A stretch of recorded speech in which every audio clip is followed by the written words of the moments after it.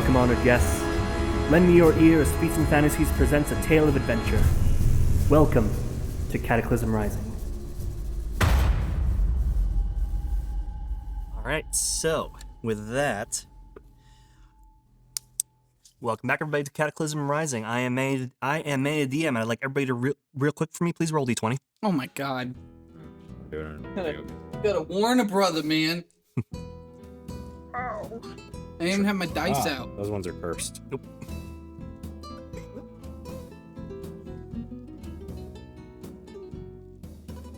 That's not a d20. Man. Do you want the score now? Just, yeah. 19. 12. 11. 11. Mary? 10. Okay. Aaron, who are you? Oh. Welcome to Introduction Initiative, everybody. I kind of like that, actually. Hi, I am Manuel Barkton of Countryville County City Town, a.k.a. Harrison Flintwood. And I think it was Gunther next. Hi, I'm Gunther, and I play Salak, the Dragonborn. It was... Hi, I'm Alex. I'm gonna be playing board for the night. And I'm Mary, and I'm playing Athelas. Alright. And with that, I am the DM, and last we left off, the party continued making their way through the ruined halls of the Temples of Erathis. After nearly falling to their doom, crossing the floating rubble, the party took a coffee break and explored the more contemporary, albeit ruined office halls, finding mundane but magical items in some of them. They then found another ruined courtyard with several entrances, as well as a jagged but stable floating bridge leading to the Temple of Kord across the chasm. However, flanking that bridge were two towers with giant magical ballista mounted atop them. Nivelle attempted to fly across, staying out of their sight, but failed to do so and was hit harder than he expected with two fireballs that lit the cavern like fireworks. He survived, making it to the other side, singed, but alive, and taking a moment to breathe. On the other side of the gap, the party, flabbergasted by such a spectacle, decided to help in their own way by exploring the rest of the temple for a way to shut off the towers and get to Nivelle.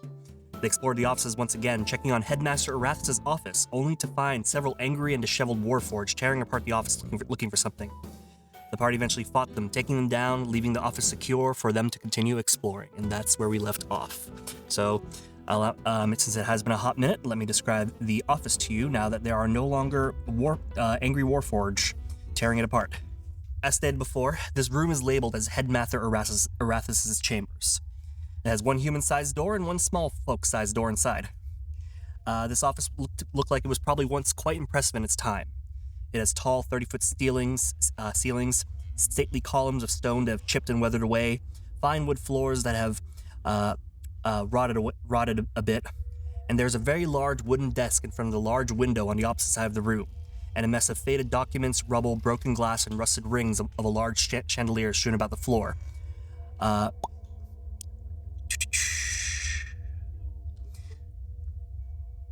Some of the things that you can notice immediately, at least, is there's a painting sitting by a wall with a safe behind it that has been ransacked. Behind the desk is a big window where you can see several towers that have presumed a little glowing red lights up at the top, presumably another ballista tower. The room is, as stated before, very disheveled with just a bunch of junk lying around and the bodies of several warforged that Acolyte has gone ahead to pick up and begin arranging in a line their bodies in a dignified manner. What else would you guys like to do? I'd like to see if there are any,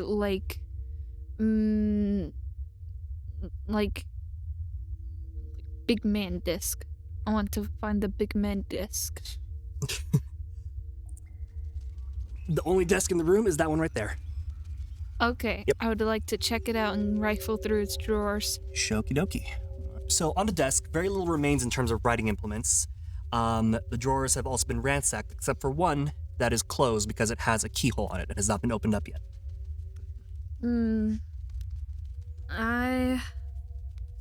believe I have thieves' tools. Let me see. I do. Can I try and pick the lock? Go for it. Slide of hand check, please. Yeah. While she's doing that, would Salak and Boar like to do anything?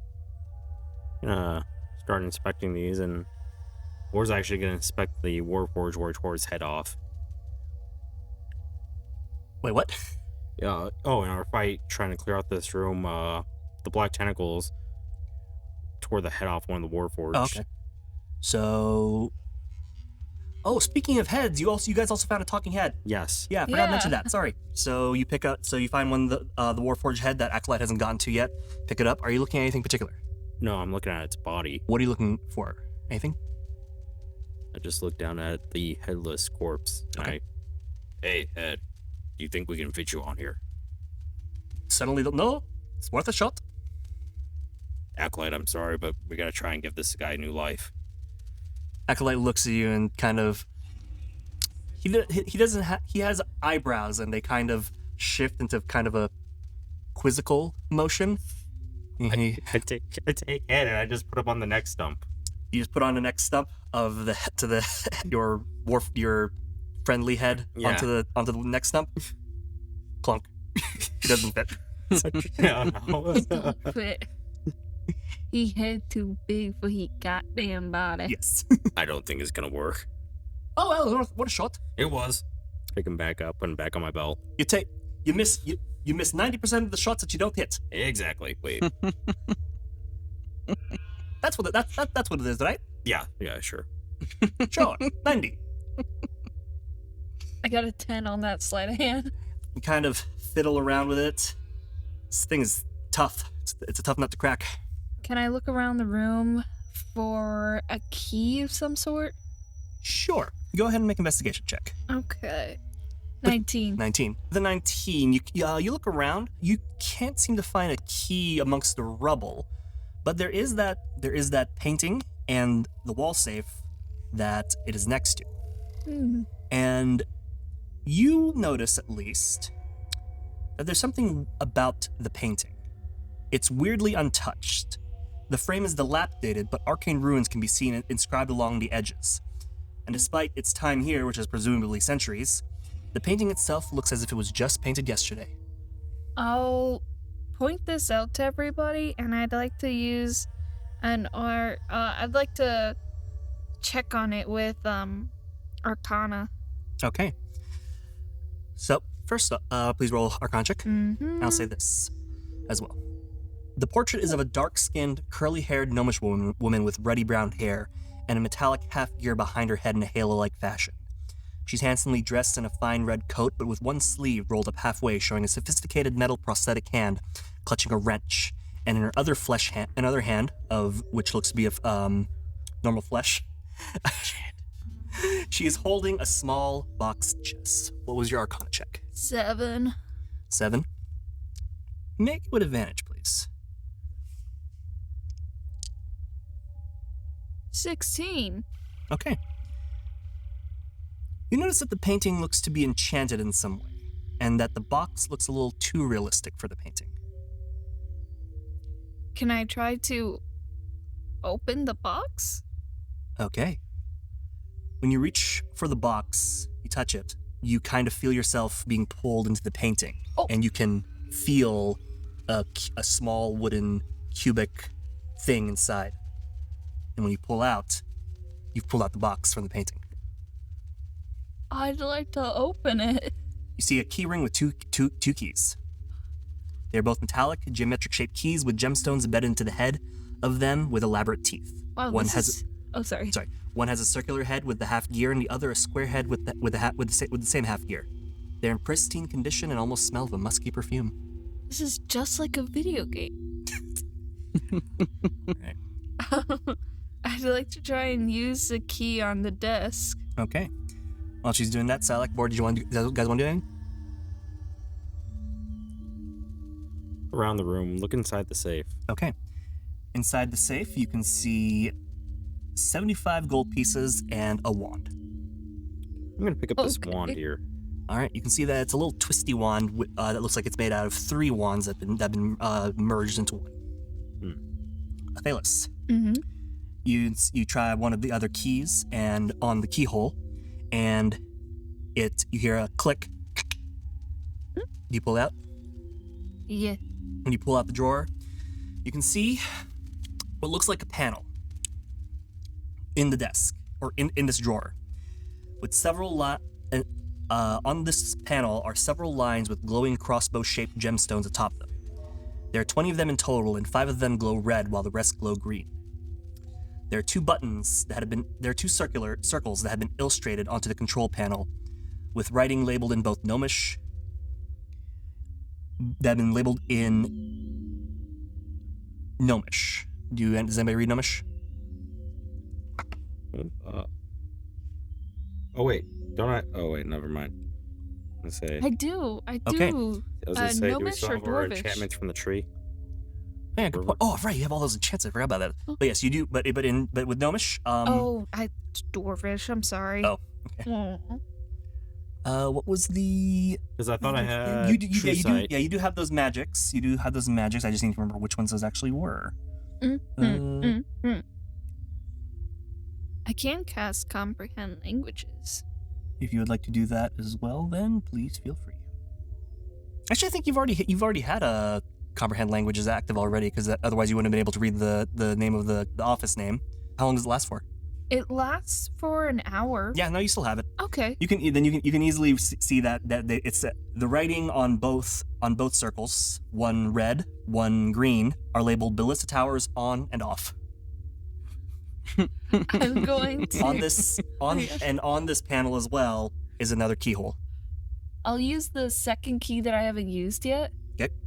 And then put it in there and press all of the red buttons.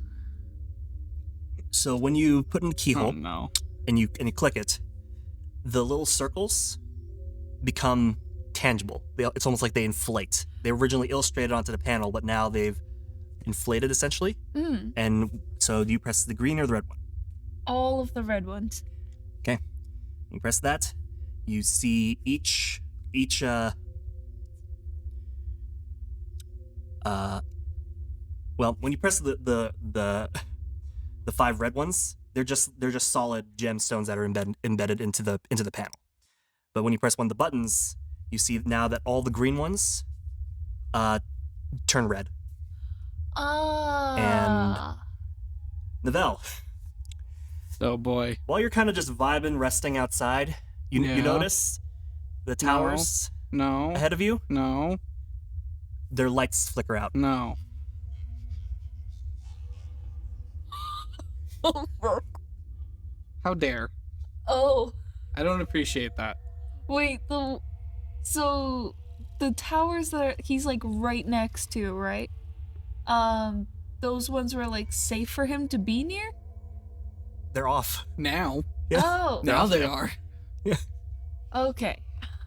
I was wondering Turn them all if off. I had accidentally turned them on. Nope, they're all off. I was worried about that for a second too. And Not gonna lie. And now you see all the gems on the board Mm-hmm. turn red. Yeah, gnomes might have a funny definition of on and off when it comes to an attack tower. And if you were to look out the window of the office, you can see that some of the towers out there have also, their lights have flickered out where the ballistas are. Okay, so red is good. I'm gonna. You tried to turn them on? No, I was trying to turn them off. I thought the green meant good. I thought green meant, yeah, don't worry about it. Green meant they're on. So, Oh, yeah. Okay. well, green is bad then. That's what I'm saying. Gnomes might have a funny definition of what is considered on and off when it comes to attack towers. Nivelle will sit up and it'll just be like, oh, what the fuck, man? Yeah, and all of this has happened within like 10 minutes. So. Yeah. Oh, I've been vibing. Yeah. Yeah. I'm not moving. So, yeah, So all of the towers are off and safe and inert, right? from what you can understand, it looks like it, yeah. Okay, perfect. I don't like that phrasing, but okay. So can I do an Arcana check to tell what kind of wand I'm holding right now? Sure. I'd like to look at the painting a little bit more and see if I can glean any more information from it. Make a history check. Yeah.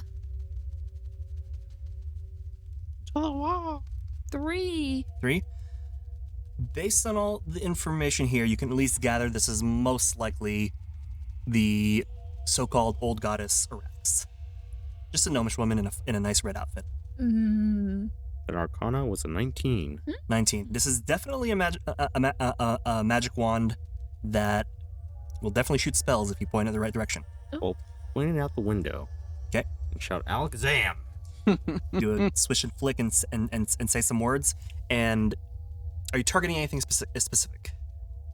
Swish and flick. What's outside the window that I could see that looks safe? There's a couple of floating rocks. I'm gonna target one of the floating rocks. 3 bolts fire out from the rock from the wand and immediately home in and smash those rocks. 4 got a fucking submachine gun. Well,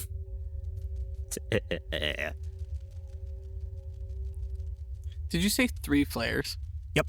3 bolts of energy. 4 is gonna reach into his right pocket, Mm-hmm. pull out the pistol, move it to his left pocket, and put the wand in the right pocket. Okay. That sounds almost like a wand of magic missile. That's what it sounds like. Is there anything else you guys like to do in this room? I literally can't.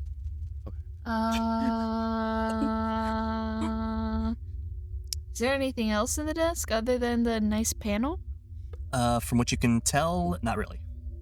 Uh-huh. What were you trying to get into earlier? The desk drawer, which has a panel in it to shut off all of those ballistas. Oh, but we completed that. Okay. Yep, and I took care of it. Nice. Because All you's a good. badass. I got it. So... Whatcha? Well, I've taken a look at everything I wanted to look at. Is there anything I need to look at in this room? Well, you looked at the paint. Nothing else is anything standing out here. Aside from the fact that it just looks really nicely painted, very photorealistic, and looks like despite the wear and tear of the room, it looks like it was painted yesterday. Yeah. It's now missing a box. Yeah. Interesting. And just Alright, I'm done in here. hover over the before I leave, hover over the bodies of the Warforged and sorry I had to do that. The time would have come eventually, and looks like he mutters a quiet looks like he's praying to himself. Then he also goes over to the painting of Erathis and kneels at it. And also looks like he's doing some kind of quiet prayer to himself. All right, what do you guys like to do now? Summon my familiar and continue on. Okie doke. Mm-hmm. So, what do I see around me? In the space that you're currently in, Yes. it looks to be a large courtyard. Okay. And there's a 20-foot tall door to your north. The cobblestone here is more loosely put together than the precision of the cobblestone in Erathis' temple. And flanking this door are 2 large statues, but one of them is destroyed. The one still intact looks like a warrior dressed in light armor and heavy fur, holding a sword in front of them, embedded into the ground, and the other one is similar, but holding a shield, at least from what's left of it. One of the doors is closed, and the other looks to be half open. And that's what you can see from here. That's where you currently are. And if you just look straight up, you can just see the fucking big-ass angry face of Cord looking down on you. And if I look down? If you were to look down from the island that you're on, it's just more darkness in deep dark chasm. Oh, that's right. We're in a mountain. Yes, and you're on a bunch of little floating islands. I keep forgetting that we're on floating islands inside of a Big space. in a big-ass cave. Yeah. Yep. God. So really, it's just the doors that are available, right? Without flying back. Yep. I'll go quickly and very sneakily and quietly check through the open door. Okay. Excel check. Make a stealth check. 13. You can see inside. Another large stone room with really tall ceilings. there's a little bit of light coming in from archways that are basically part of the front facade of this door and statue front. And you can see that there's look to be some kind of wall decorations and what look to be some stairways. And all alongside some kind of eternal glowing white light as well within that chamber. Right? Okay. I will proceed cautiously. Inside? Yeah. Okay. The door, despite the fact that one of them is destroyed, both doors are still, like, wedged in place. Please make a strength check. Oh. Or an athletics check. Athletics, huh? Oh, this is a nat 20 for a 23. Okay. You manage to grab onto the smaller one that looks to be a bit busted up, give it a good yank, and it manages to... So much for my stealth check. Yeah. And makes a heavy, heavy thud as you get out of the way before it collapses on you. Fair enough. This thing was made out of metal and stone and as heavy as balls. Ooh. Okay. Following that, I will pull out my sword, my flint blade, and continue on. Okay. As you enter in, you can now see this room is much more clear. I can now describe the room more clearly. This chamber seems to be in the shape of a trapezoid with really tall, about 40-foot ceilings. Which side of the trapezoid am I on? You are on the short side or the long side, or one of the obtuse sides? I believe I intended this to be the short side. Okay. Yeah. Yeah, short side, with you facing the longer side. Gotcha. Can you pass me a marker? Thank you. Yay, cartography. Along these same walls are stone-carved murals that have been damaged. Despite this, it can be concurred that the images are that of muscular warriors fighting mighty beasts and enemies. 2 circular stairways frame a dish with arcane sigils that lead up to the next level of this room and to a pair of doors. Balls of lightning crackle in lanterns on the newels of the staircase, giving further light to the space. The dish has an additional pan shaped like a target.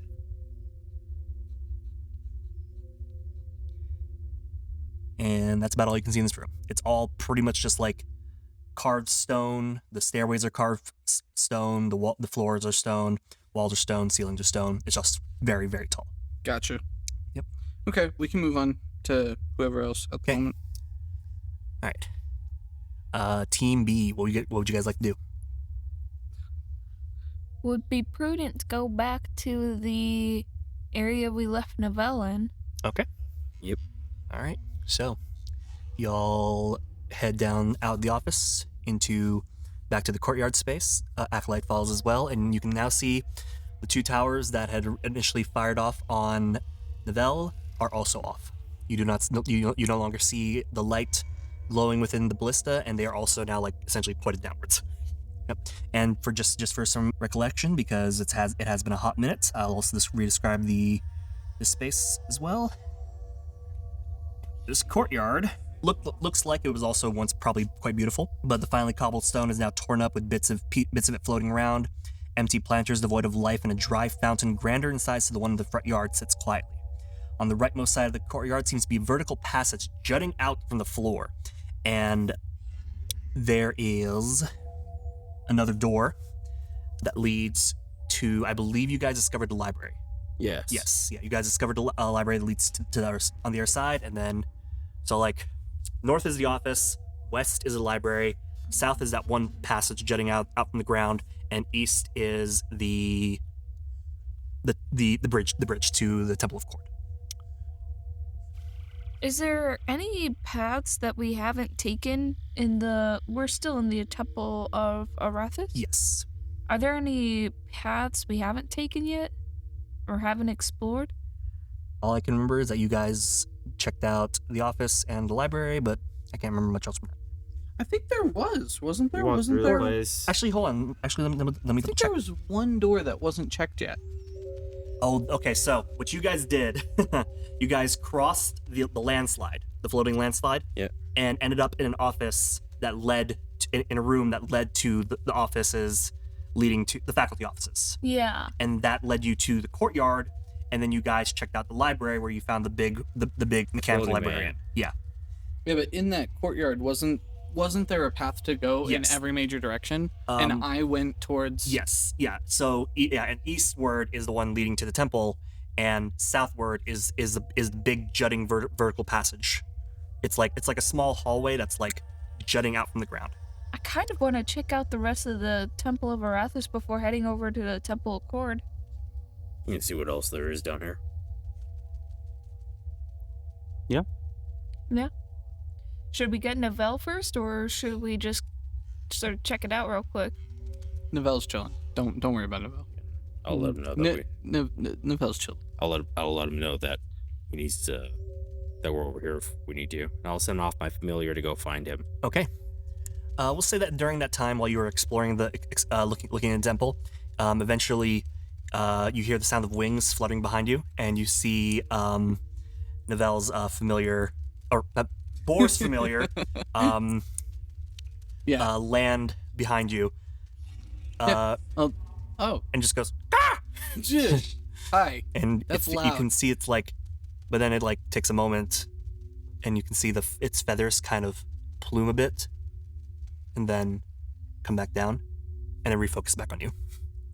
Then call again. Then call again. Take what? Then do another call. Yes? Yes. Hi. All right. It's just standing there and staring at him until he moves. He just looks at you. I He's think just standing there, menacingly. I think this is canonically the first one-on-one interaction between myself and Boar's bird. Oh no, it's happened before. It's awkward every time. Oh yeah? Yeah. Okay. Can I? You had a whole series of interactions with him when we burned down. Oh yeah, Lazarvosk. that's right. That's right. I forgot about that. Just kind of chitters on his round, points a feather back towards the Temple of Erathis. Do I need to go? Ah! Blink once for yes, blink twice for no. He stares unblinkingly. Ah! It's difficult. Wait, hold on. Do I have? I can't remember if I have a thing. Speak with animals or animal handling? Yeah. Even if you have to speak with animals, you actually can't speak with him because he's not a beast. Wait, can familiars talk to each other? Sometimes. You know what? Fuck it. Yeah. Okay. I almost forgot you had a familiar. Yeah, I summoned one. Yeah. What did I summon? A snake, right? Yeah. A snake. Yeah. Sorry, it's been a minute. Yeah. Yeah. Okay, so I'll summon my snake really quick. Okay. He crawls out from underneath your wrist. Hi. Hey, Hi. can you talk to him? I don't know what he wants. Yeah. What's up? And the captain requested you come back. I was gonna say, no, the bird leans towards the snake. What is it? Ah! I knew it was gonna be either that or it was gonna try and eat him. But also just they went that way. Oh. They're going that way further. He can show up if he wants. Right. Okay. He can show up if he wants.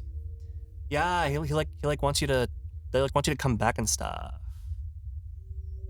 If you want to. Oh.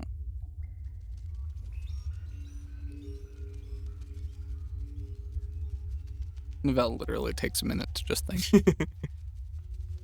I'll take one last look inside of the room. Is anything specific draw my attention anywhere? Aside from the space as described, there is not much else. Just another door leading top of that staircase. Two staircases framing a big dish with another smaller dish in the center. Did I recognize the statue as Gord? Like, given context of everything? Big one? Yeah. Yes. Okay. Just wanted to make sure. I think we also pointed it out. I couldn't remember. I think you're right. Okay. Then, like, all right, yeah, I'll go back. This can wait. We'll be back here. Okay. And then I will put my snake down and let it do whatever it wants to do as I follow the bird out. Oh.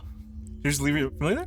Well, no, I mean the bird. I'm giving the snake free will. Whatever the snake wants to do, it can follow, it can stay, it can hop on the bird if it wants to try. I don't. No, don't leave me. And he crawls back up your ankle. I told you not to do that. Okay. This is the first time I've done that. Yeah, I told you not to. No. Okay. All right. So you're gonna head back to the party. Okay. Yeah.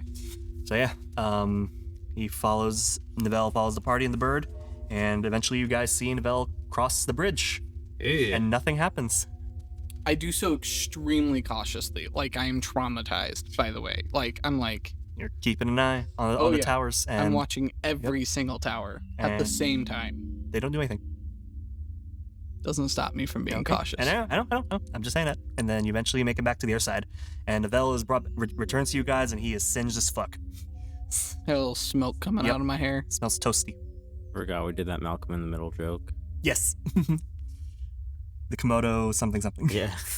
Do you need healing, Nivelle? Acolyte approaches you. I certainly wouldn't complain. Wonderful. And he places a hand upon you and cast Cure Wounds at 4th level. God damn. And he will heal you for 20 points of healing. That's pretty good right there. Apologies, this is all that I can provide at the moment. Hopefully it's enough. Oh, that was plenty. Thank you. Coolio. Not quite all the way healed, but pretty good.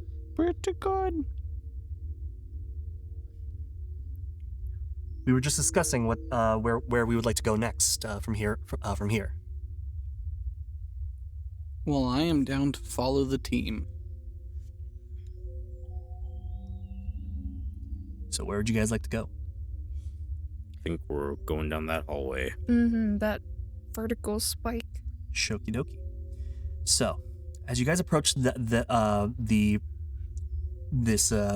thing jetting out of the space, it looks to be a 10-foot by 10-foot hall leading downwards. It is. One second.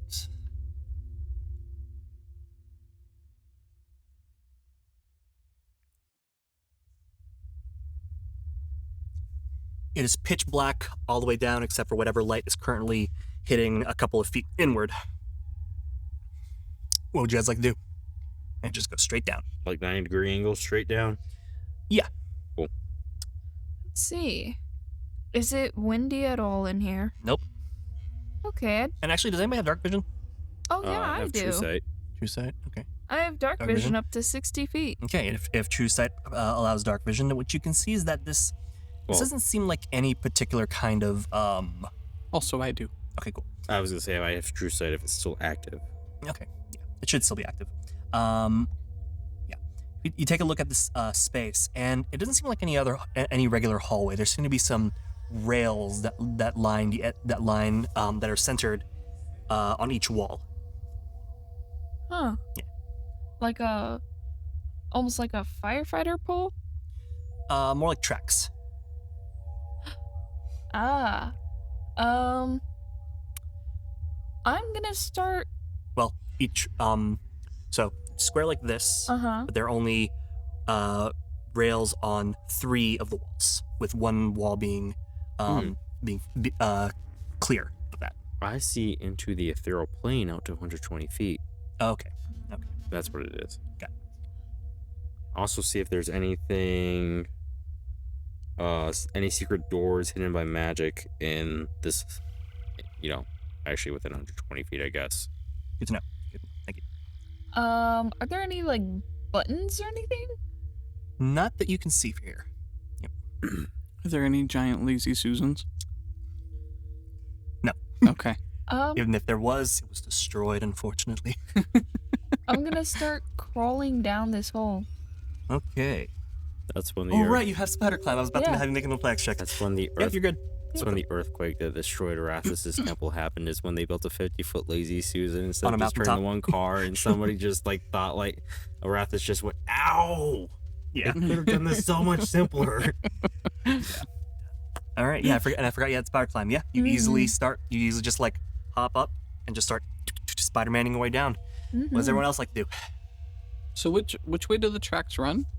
Up and down? Yeah, they are lined on the centered on the wall, and they go up and down, like they follow straight down into the corridor. Specifically, I'd like to start crawling down the wall that doesn't have that rail on it. Okay. How far down in this hallway look from where we're standing? Pretty deep. You can at least it's definitely dark, but you can at least see what looks like maybe a sliver of light, at least 40 feet down. But you can definitely see this light for sure, Athelas, as you begin descending. All right. I will sit down a few feet back from the edge and look through my familiar's eyes and send him down in my place. Okay.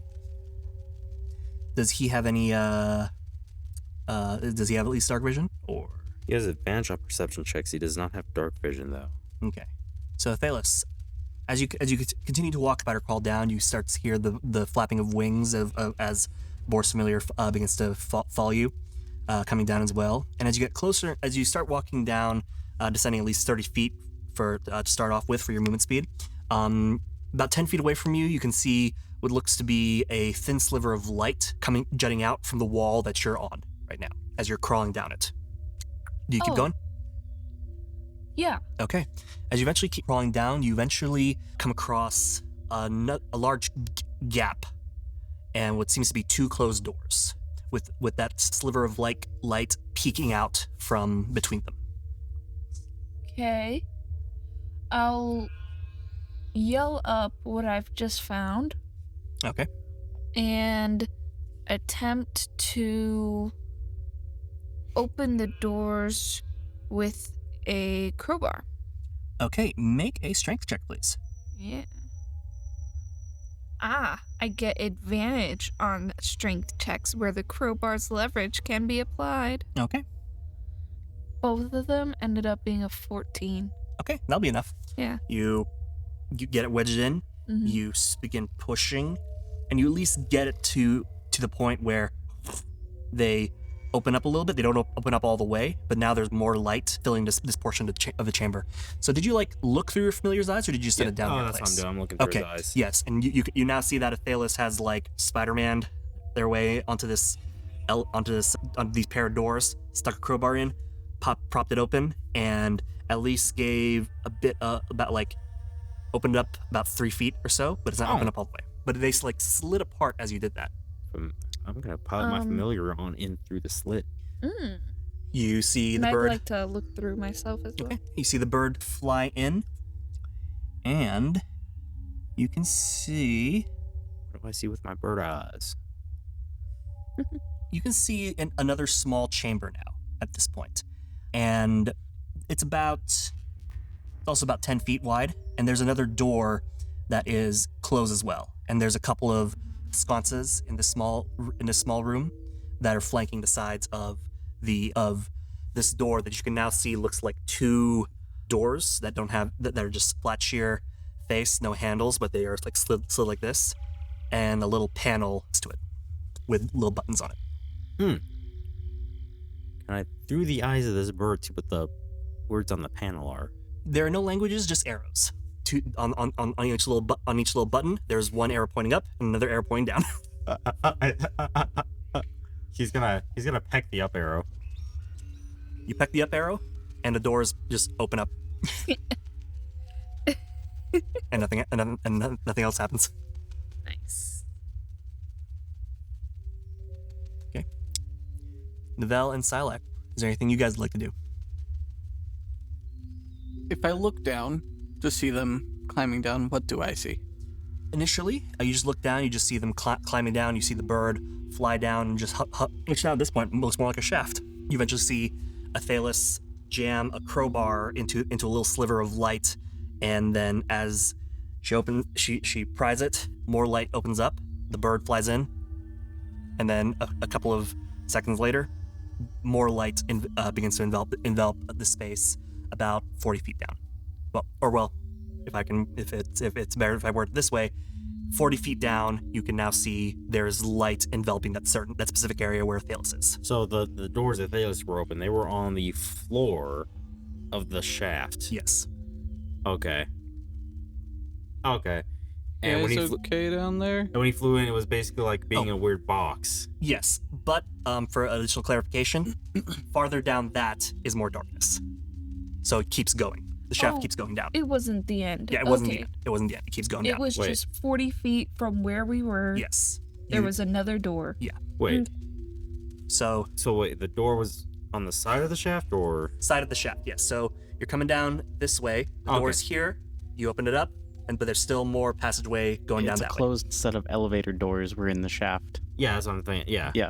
That's what I thought we were coming in the shaft on top of the elevator itself. Mm-hmm. I see. Yeah, I was picturing that. That's So what I that's thought, why I too. was trying to clarify if the doors that Athelas opened were on the floor of the shaft, they were the top of the elevator, or if they were the actual side doors to the elevator. Right. No, yeah. I see. Now you at least essentially are in a very small elevator lobby. Gotcha. So, yeah. Wait a minute. So he pressed the up button, and the doors opened. Yeah. There was like a wait, and then they opened. But there's And- just Athelas, you then see like a little mechanical item. You hear a whizzing sound coming from down below, and then you see two bars just stop where you are. Just two bars on wheels that are attached to the tracks. the elevator is gone. Yes. Bye-bye. You guys Well, okay? And then eventually the door opened up even more. Huh. This Neat. is he's inside the elevator lobby, not the actual elevator itself. Yes. Okay, that's what you're saying. Okay. Well, all right. You can come down. Wait a minute. It's safe. Are there any controls inside the shaft? No. Okay. While your bird's in this place, you also smell a faint citrusy smell. It's not just me and Silac, right? It's me, Silac, and Acolyte. Yes. Acolyte. I'd like to try something, Sure. and it might be silly. Might not work. We're gonna try it though. Okay. Would the three of us fit? Wait, Acolyte's a Warforged, huh? Yes. Fuck, So he's you- so heavy. Yeah. And Silac's fucking heavy. This won't work. Were you gonna try and just carry everyone down in your broom? Nope. Oh. Nope. I was gonna try and use Tensor's floating disc as an elevator. You know what? Hold up a second. Rules is written though. It's only a 500-pound limit. Let me check Acolyte if I have a weight for him. Well, no, they're actually a lot lighter than we think. And for the sake of this, I'll say that he's at least the bare minimum of a Warforged weight. He's a bit of a skinny guy. Skinny guy. He's only like 125 pounds. Okay, so then between he and I, we would make about 300 pounds. How much does Silac weigh? He's in plate armor, so he's already like 70 pounds plus. He's very tall and all muscle. Yeah. I'm gonna guess He's a big dude. 130. Muscle's pretty heavy. No, that Plus sounds he's too not- light. Too light? That sounds too light. One, I mean, I'm not going to he's complain probably- at it being too light. 165. You said he's like 7 feet tall and all muscle. Yeah. Plus He's it's not like human skin. he's probably he's- pushing. He's probably like around 250. Out of his armor. If he's in plate armor, he's probably pushing 300. Gunther makes a good point though. Lizards don't have the same subcutaneous layer of fat that humans have. Because No, it they don't. amuses me, I'll just say Tensor's floating disc will work as an elevator. Because that's actually a really fun take. Okay, but we all have to squeeze on it. That's fine. I mean, it's honestly gonna. I realize some other things about the way I set up this map that y'all are gonna be like squeezed on it, but it's fine. Okay. So yeah. Well then I cast Tensor's floating disc.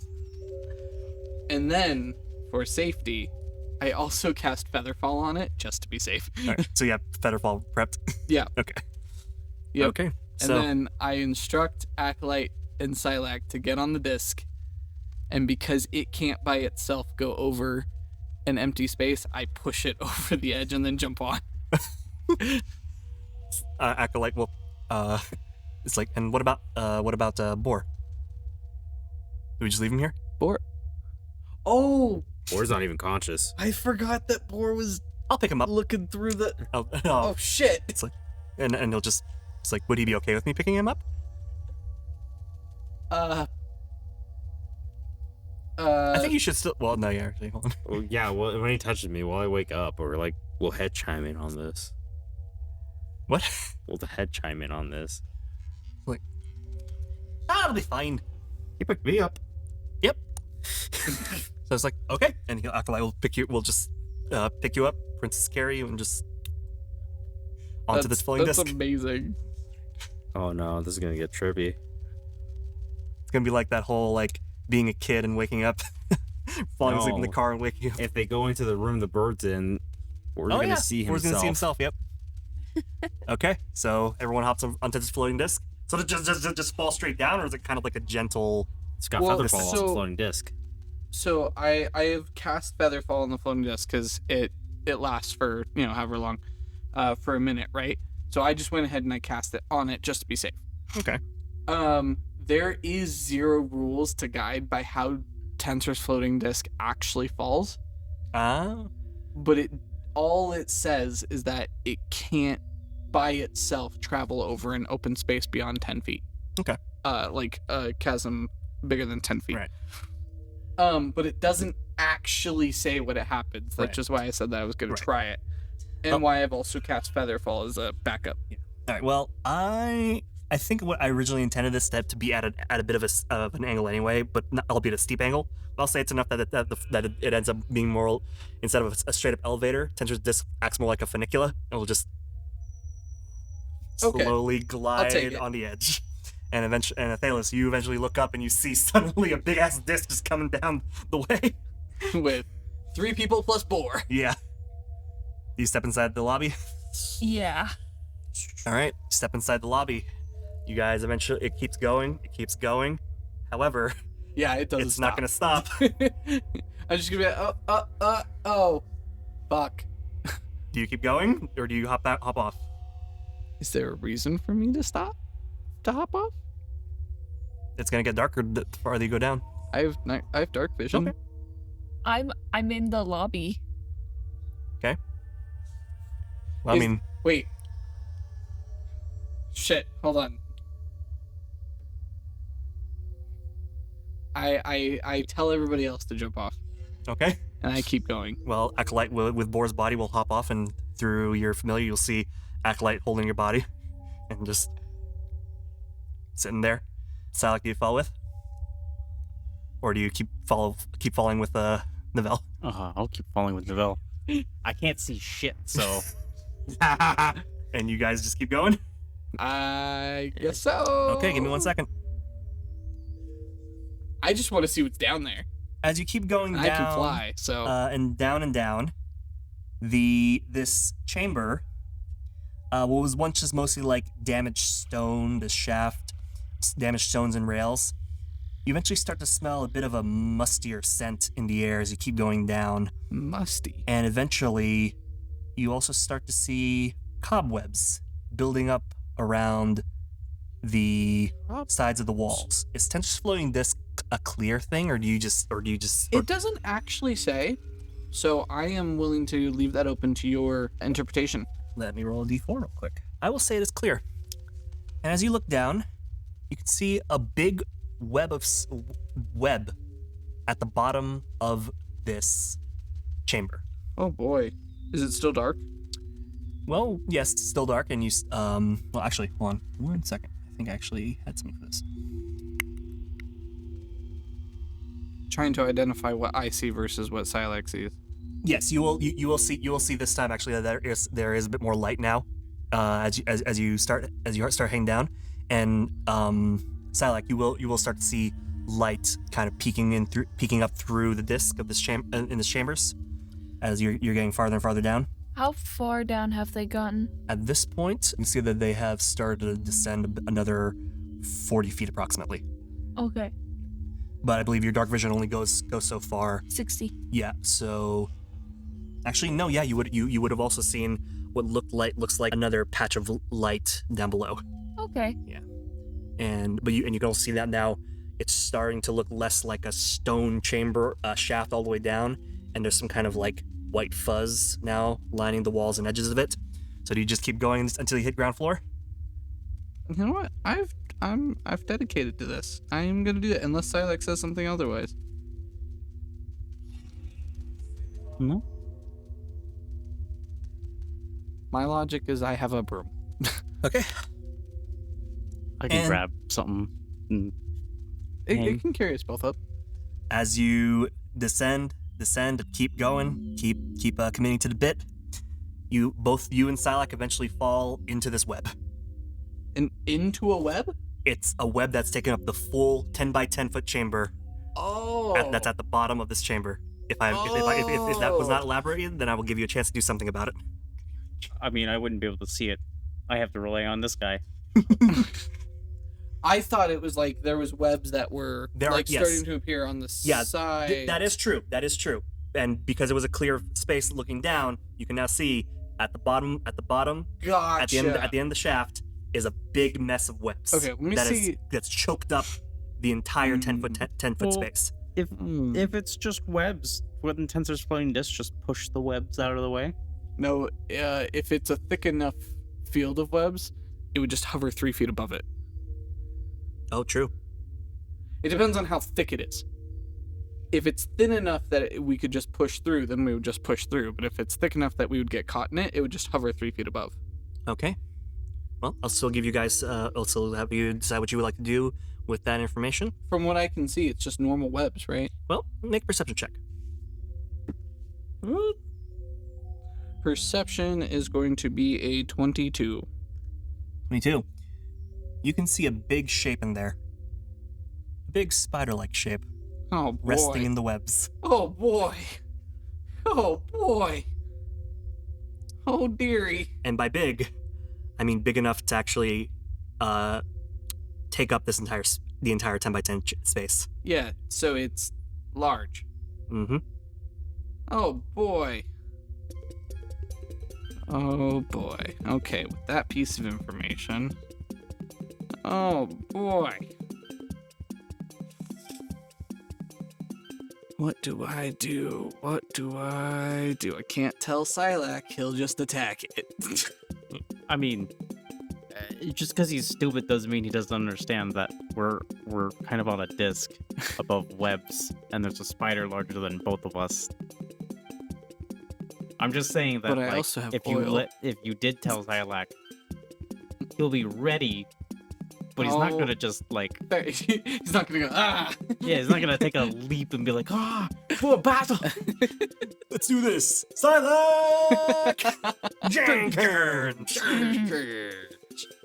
Okay, well, with that knowledge, I'm going to very quietly, Silak, we are floating down, and I think that there is a very large spider below us in the pool of webs that we are descending onto. Silent! Silak, Oh. should we turn back, or should we keep going? I think we should turn back. Okay, Silak. We can turn back. I'll pull out my broom. Okay. I'll look at the poor singed bristles. I'll hop on. I'll mount my broom. Silak, hop on. I hop on. You feel and see the ground that is Tensor's floating disc just keep going, and eventually makes its way to the bottom of that shaft. Just roll a stealth check for me for the disc. It's just gonna be straight up a d20. Okay. No modifier. 17 on the die. You see it eventually stop at the webs. And nothing seems to happen. It just stops there. Just Ominous. Yeah.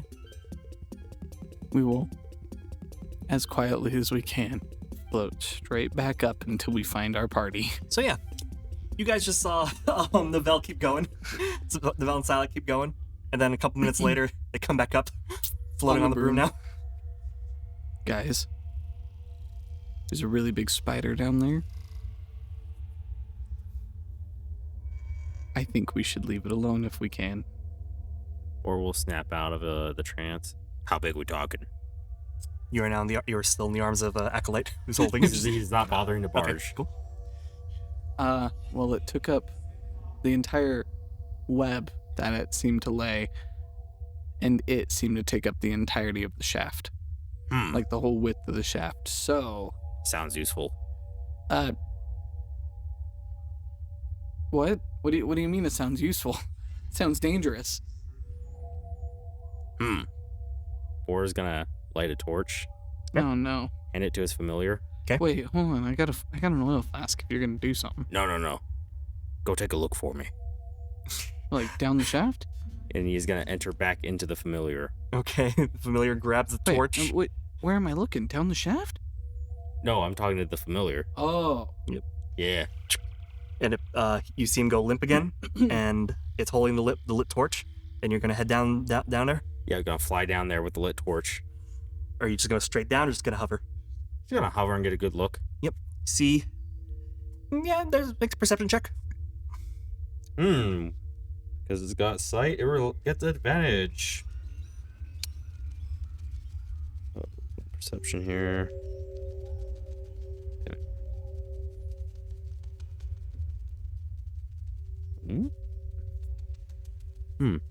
23. 23. You can definitely see the shape of a spider nestled within its webs. Ah. And it's big. It is a big, giant spider. Cool. That's just kind of chilling in its web.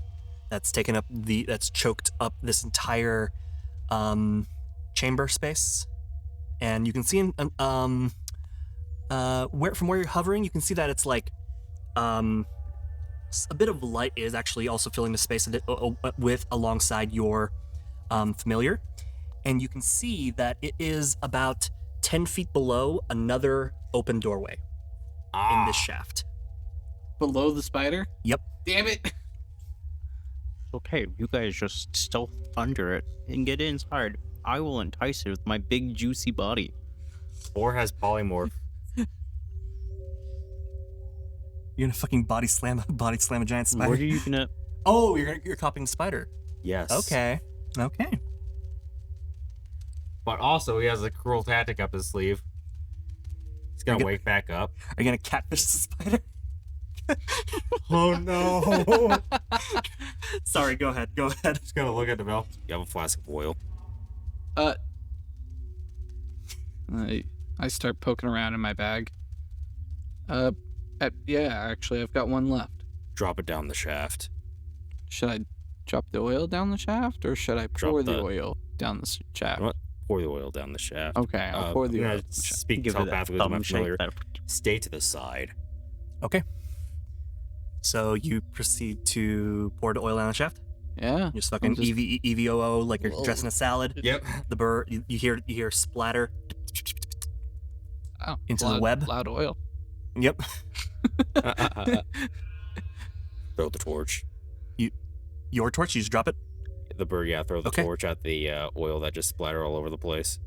Hi, Captain. It seems to be waking up. and it... Get back here. And from down below, you just hear sounds of screeching. I will pull out my decanter of endless water and I will wait. Roll. Kill it with fire. Is there damage stats for the oil flask? Yes, when there with actually fire? is. Yeah, I just want to double check that, please. Let me pull it up. I actually didn't take it out of my inventory yet. For that reason, burns for 2 rounds and deals 5 fire damage to any creature that enters the area or ends its turn in the area. So for 2 rounds, it burns. Okay. So 5 damage, right? Per round, yes. Okay, cool. Y'all just hear suddenly like skittering and the sound of like So- many legs and feet, and eventually your bird eventually flies back up as well. Yes. So I have my decanter of endless water at the ready, Interesting. Let's see. pointing at the spider down the shaft. I am literally yeah. just waiting. As you're looking down, you can see a mass of fire down at the bottom of this chamber, Perfect. just moving around. That doesn't seem to be coming any closer. And then it kind of just, you see it like, having 60 feet of dark vision, you can in fact see the big spider, its leg that's moving around, its torso's on fire. It crawls up and actually goes into that shaft of light that was mentioned earlier. Well, No. shit. No. Oh no, we lost it. No. No, I wasn't here for a horror game. Fuck! Can I check out the lobby I'm in? Sure. Actually, now that you're in here, what's your passive perception, please? It's 18. 18. Okay, cool. Wonderful. Wonderful. Wunderbar. In here.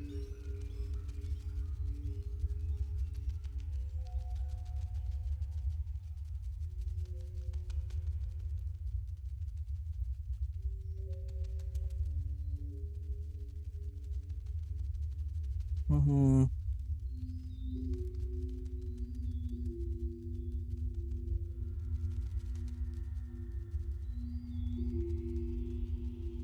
Oh, actually, what's everyone's passive perception that are now in this room? Is it higher than a 10? Yes. You notice now that this room smells like farts. Ew. Oh. Ah. So it smells like methane. Yeah. Oh. Or well, no, wait, I think I read the wrong one. Oh. Fuck, I know I wrote this down. We just lit a torch. No, never mind. Next to that, next to Okay. that. Thank God. I'm sorry. It's still sticking with the citrusy smell that I mentioned. It smells acidic and vile, and it's also kind of cramped. This is also about a 10-foot chamber, and with everybody in here, it's a little crowded. Hey, Manny. Yes, Did the spider go into the chamber that smells like farts? No. Okay. It went into a chamber way down below. So- Okay. Just wanted to know, because If it went into the one that smells like farts, it might blow itself up. yeah. The door here, the door on the other side of the of this room is closed, but it's not locked, or it doesn't seem to be. But you can smell a strong, acidic and vile smell emanating from that side of the room. There's nothing like of interest around this area. It's just a tiny Yeah, room. just tiny 10 by 10 room, Okay. sconces, a little button panel next to the door. That's about it. I'll check out the door. Check out door. Yeah, it's pretty strong, very acidic smelling, and you can see that there's like erosion and cracks that are peeking on the side of the door. I'll open it. You open it. You barely have to touch it, and it just falls forward. Huh. What you see now before you is a long hallway with another door at the end of the hallway and 3 doors on the left and the right. You can see that on your side and on the other side of the hallway, both doors at the entrances, at your entrance and the exit on the other side, have 2 pedestals with humanoid suits of armor that look very corroded and nearly falling apart. The room itself is heavily tilted at about a 35-degree angle, and then from your guys' side, it's tilted towards the left. You can see that this room is lit with a glowing green, vibrant pool of acid that is welled up on the left side of this tilted room. The smell in the air is acrid and pungent upon fully opening this door. Or's gonna hit the down arrow on that panel. On the elevator door, Yeah. you hit that. You press it. The doors stay open for a little bit, and then they close again. And on the other side, you can hear the rails descending. I have some candles. So I'd like to cut one Mhm. and roll it around in my hands and stuff it in my nose. Okay. You stuff them in your nose. Cool. What would you like to do? So as you described the well of like acid, is it like covering the entire floor? Yes, but only on Okay. one side. Another side, since it's tilted, it wells up on Oh. this side, and this other side here is It's like fine. all pulled up in the corner, Yeah, it's pulled up in the basically. corner. All right, and you said it's tilting towards the left? Yep. Then I'd like to go and walk along the wall to the right. Okay. I stay at the ready with my decanter, watching the shaft. Oh, you can't. The door's closed. What's your passive perception again? 18. I 18. watch As the you door, enter then. the room, I would first like you to please make a Constitution saving throw with advantage. Did you plug your nose? Mm-hmm. 12. 12. As you step in, just the very air is corrosive enough to hurt. And you take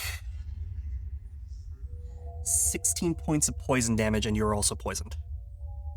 Ooh. But with a passive perception of 16, you can see 18. a lever by your guys' door, and with words above it that say emergency drainage. It's literally because you guys came on this side of the hallway. Rat. I like to hit the lever. You pull the lever. You see, you hear vents open up in the floor, and the water begins, and the acid begins to just slowly drain into little slivers of acid on the that are now just like pulled up in the lower corner of the room now. I'll keep going towards the end of the hall. Okay. Now that you can walk relatively normally, the acid isn't as intense. There is still some acid, but now the smell as well is also dissipated, and now your skin doesn't feel as tingly anymore. You can see, as you're passing through this hall, you can see there are 3 other doors on the elevated side that are closed. 3 other doors on the tilted sides that are also closed, but you can see that the center one has kind of like bowed inward a bit, and you can just easily walk over to the other side. It is another similar door, similar to the one on the other side of the hallway that looks very corroded and weathered. Open the one straight ahead of me. Okay. It falls apart.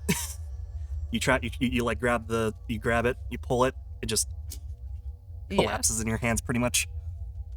And you now see another small chamber similar to the one that you guys are just in, but this you just see 2 sconces and another door, but just looks significantly smaller than the little elevator lobby that you're in. You see that Athelas walked in, drained this room of glowing green goo, and just walked across and up to the other door. Can I check what's behind the other 2 doors real quick? Sure. Give me 1 second. First, you're just gonna like peek in. Yeah, okay. basically. Yeah, make a stealth check, please. 23. 23, okay. As you peek in, you can see, and in fact, you can also hear the sound of whirring gears. And when you peek inside this room, you can see that another large chamber that's still relatively intact, except for the fact that it has a huge chunk of rubble just bursts straight through the middle of it. But you can also see on the ceilings what look to be more ballistas, but much smaller. Very small. Definitely not as big as the big one that you saw earlier. And these ones are glowing purple. Okay. The other door? Was there 3? Yeah, there's 6 doors total in this in the hallway, Oh. or 8 really, with the 2 on the ends. So it's a rectangular room, 2 doors at the end, 3 doors on the sides. Oh. So, and the one you just went across right in front of you was the door leading into this particular room. But there are 3 other closed doors on the sides, on the long ends of the rectangle. Oh, I Yes. see. Okay. Well, I'll just leave that there for now then. Okay. Go on down here and peek another door. The same door or the other doors? One of the other doors. at Okay, random. they are actually locked. Huh. All of the other ones? Someone have a crowbar? I do. Oh no. And thieves' tools. But they look very worn down and corroded, thanks to them having been stuck in this room full of acid for who knows how long. What kind of doors are they? Metal, stone doors with metal locks.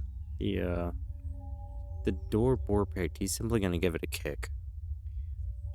The door that you're interested in. Okay. Make a strength check, please. I'll assist him. Okay, strength check with advantage. I'm being coached on how to kick the door. And real quick, door that's on the upper tilted side or the lower tilted side? Lower tilted side. Okay. I'm glad that was with advantage. One was a nat 1, the other was a 19. For a total of 21. Nice. You just give it a kick, and you see that this is a small room that's completely had its back busted open, leading out straight into the darkness. And as you do that, some of the acid that was pulling up at the bottom just follows through and drips down out the other side. Damn. Nothing else in the room? Nope. Nice. All right. Are you gonna check any of the other doors? Because there's the ones that are here that you just opened up, and there's the ones up here. We'll go check the ones up top. This one is also all of them are all in very similar conditions. So, Yeah. are you gonna do the same thing? Kick it down? Yep. Give it another kick. Okay. Helping him out? Yeah. Okay. Advantage, please. As both of y'all do the kung fu thing. Just has something to brace off of when he does the kick. 18. You just crunch in that corroded lock, and it just breaks. Nice. Do you open up and enter? Yeah, I push it up. I peek. I don't enter. You peek, and you can see what's your past perception again? 17? It looks 16. It looks like this room was probably made for. You see a lot of like yarn and textiles. Some stuff seems to have collected where the door way is on the tilted side. So it's also a little bit tilted. So yeah, that's mostly what you see from just a quick peek. Go on in. Okay. See, this room looks like it was made for textiles, and it's in disarray, except for a rug that has a nugget of gold sitting on top of it. How wide is this rug, and how far in is this nugget of gold? This room is approximately 20 feet wide, so it's up at the top, where it would be 10 feet away from you, or 15 feet. It's up against the wall. Oh, there's not. Wait, so the rug is on the wall with a nugget of gold. It's on a table, but it's clamped onto the table, and the table seems to be secured in a way that's not that hasn't tilted over completely. So Okay. yeah, and there's a nugget of gold sitting on that rug. So, in that case, Boar's gonna grab his staff by the end and use it, swing it at the nugget of gold, and just give it a nudge. See what happens. You give it a nudge, and it seems like whatever has managed to keep this nugget of gold staying here has just kind of rolled off. Grab that nugget of gold. Okay, you have a nugget of gold worth about 10 gold. Woo! And he's gonna poke the rug. You poke at the rug, doesn't seem to do anything. It has no noticeable designs and is rather plain looking. Huh.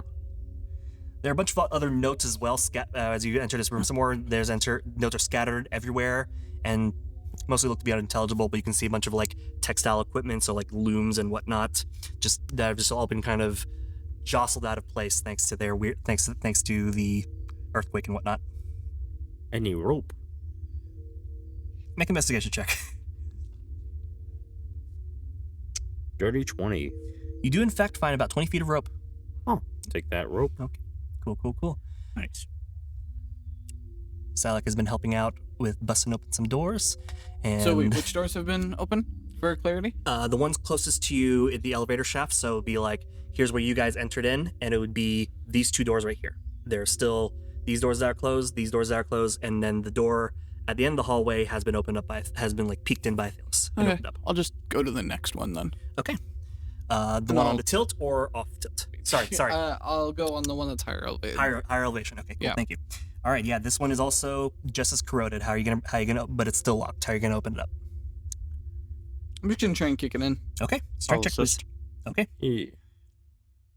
That's a nat 1 and a nat 20. Wow. Yeah. You kick it open and it crumbles.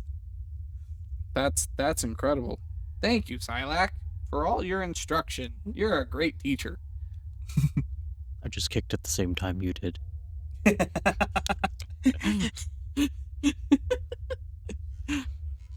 Wow, Silak, you're great. Oh, I love that. Cool. So what's in this room? You can see, now that this room is open, you also notice that the floor in front of this room is looks like it has had a heavy stream of corrosion. And you can see now that this room is melted in some places, and large broken vats with small amount of the same similar glowing green acid can be seen pulled inside. Various items in this room have melted away, as well as what might have been some test dummies. Except for one that has been tossed to the floor. That's tossed on the floor wearing a necklace. It looks to be in perfectly fine condition. What's the necklace look like? You can see that it looks like an emerald necklace looking piece of jewelry, and it's being worn on this particular mannequin. I poke the mannequin. It's a mannequin.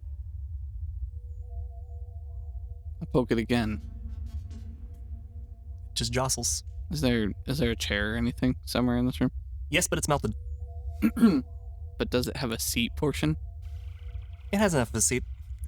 Put the mannequin on the seat. It's on the seat. Doesn't do anything? Nope. You usually pick it up, it just flops in your hands. I poke the necklace. Huh? I poke the necklace. Poke necklace. Dunk. You're good. I gingerly take the necklace. You just take the necklace. You have a necklace with an emerald in it. I pocket the necklace.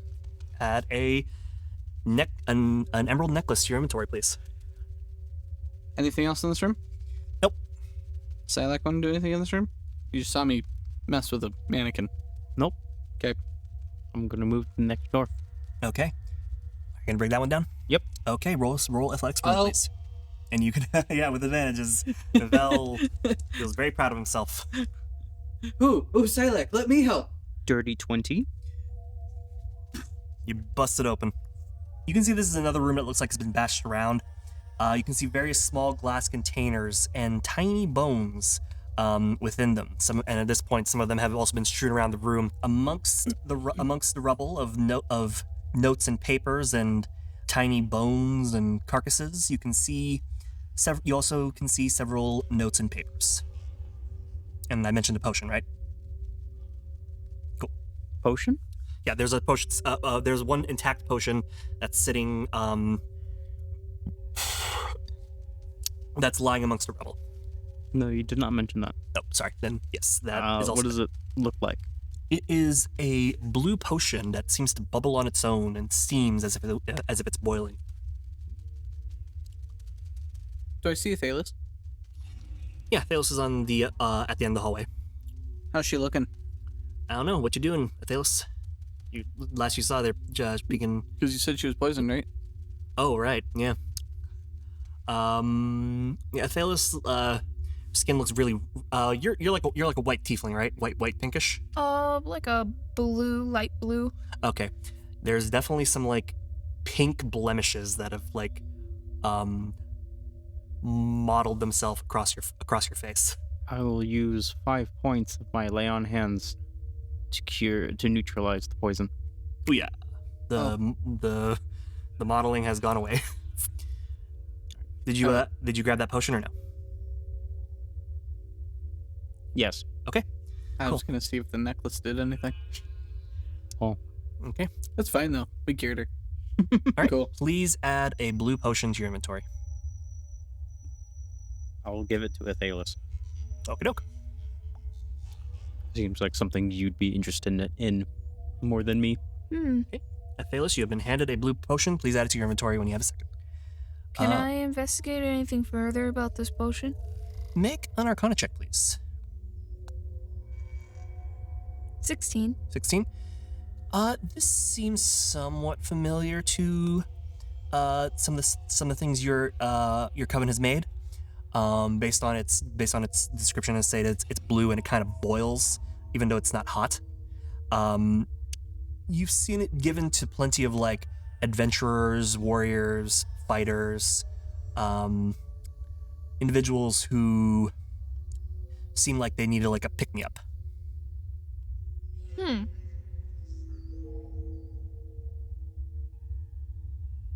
Okay. Okay, dokie. Do you inform the rest of your teammates about the room you were just looking in? Yeah. Okay. And if anybody needs a refresher, it is a much larger chamber with not small, relatively big landslide of rubble in the center of it, coming from one of the walls, as well as the sounds of multiple whirring ballista that are much smaller than the big ones on the towers, and these ones glow purple. They glow purple. Yes. Do I remember what purple meant? Did we didn't see purple? No. We saw green and red, right?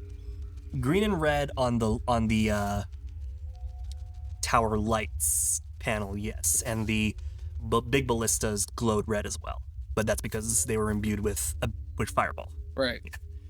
So These ones are purple. The ones, but we turn them off. They stop glowing red. They stop glowing any color. yeah, they straight up Correct. just turned off. Ah, I will And be when we first walked through the temple, what was the color of the ballistas? When, Blue. yeah, they were blue? yeah. When we entered, they were blue. You're right, I did mention that.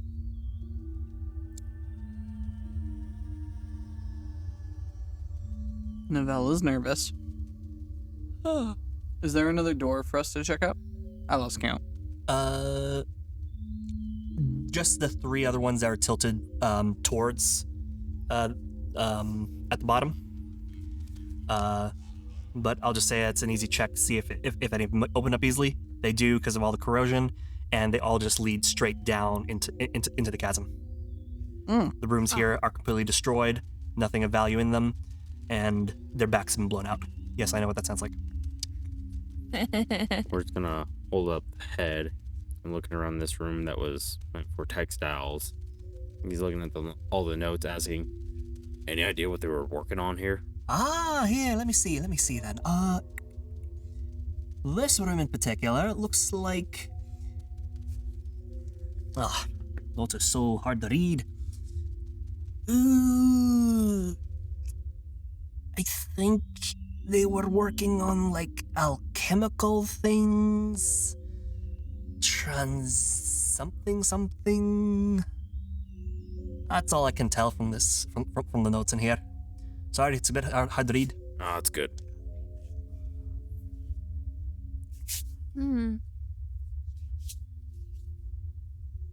Did any of these doors lead anywhere else?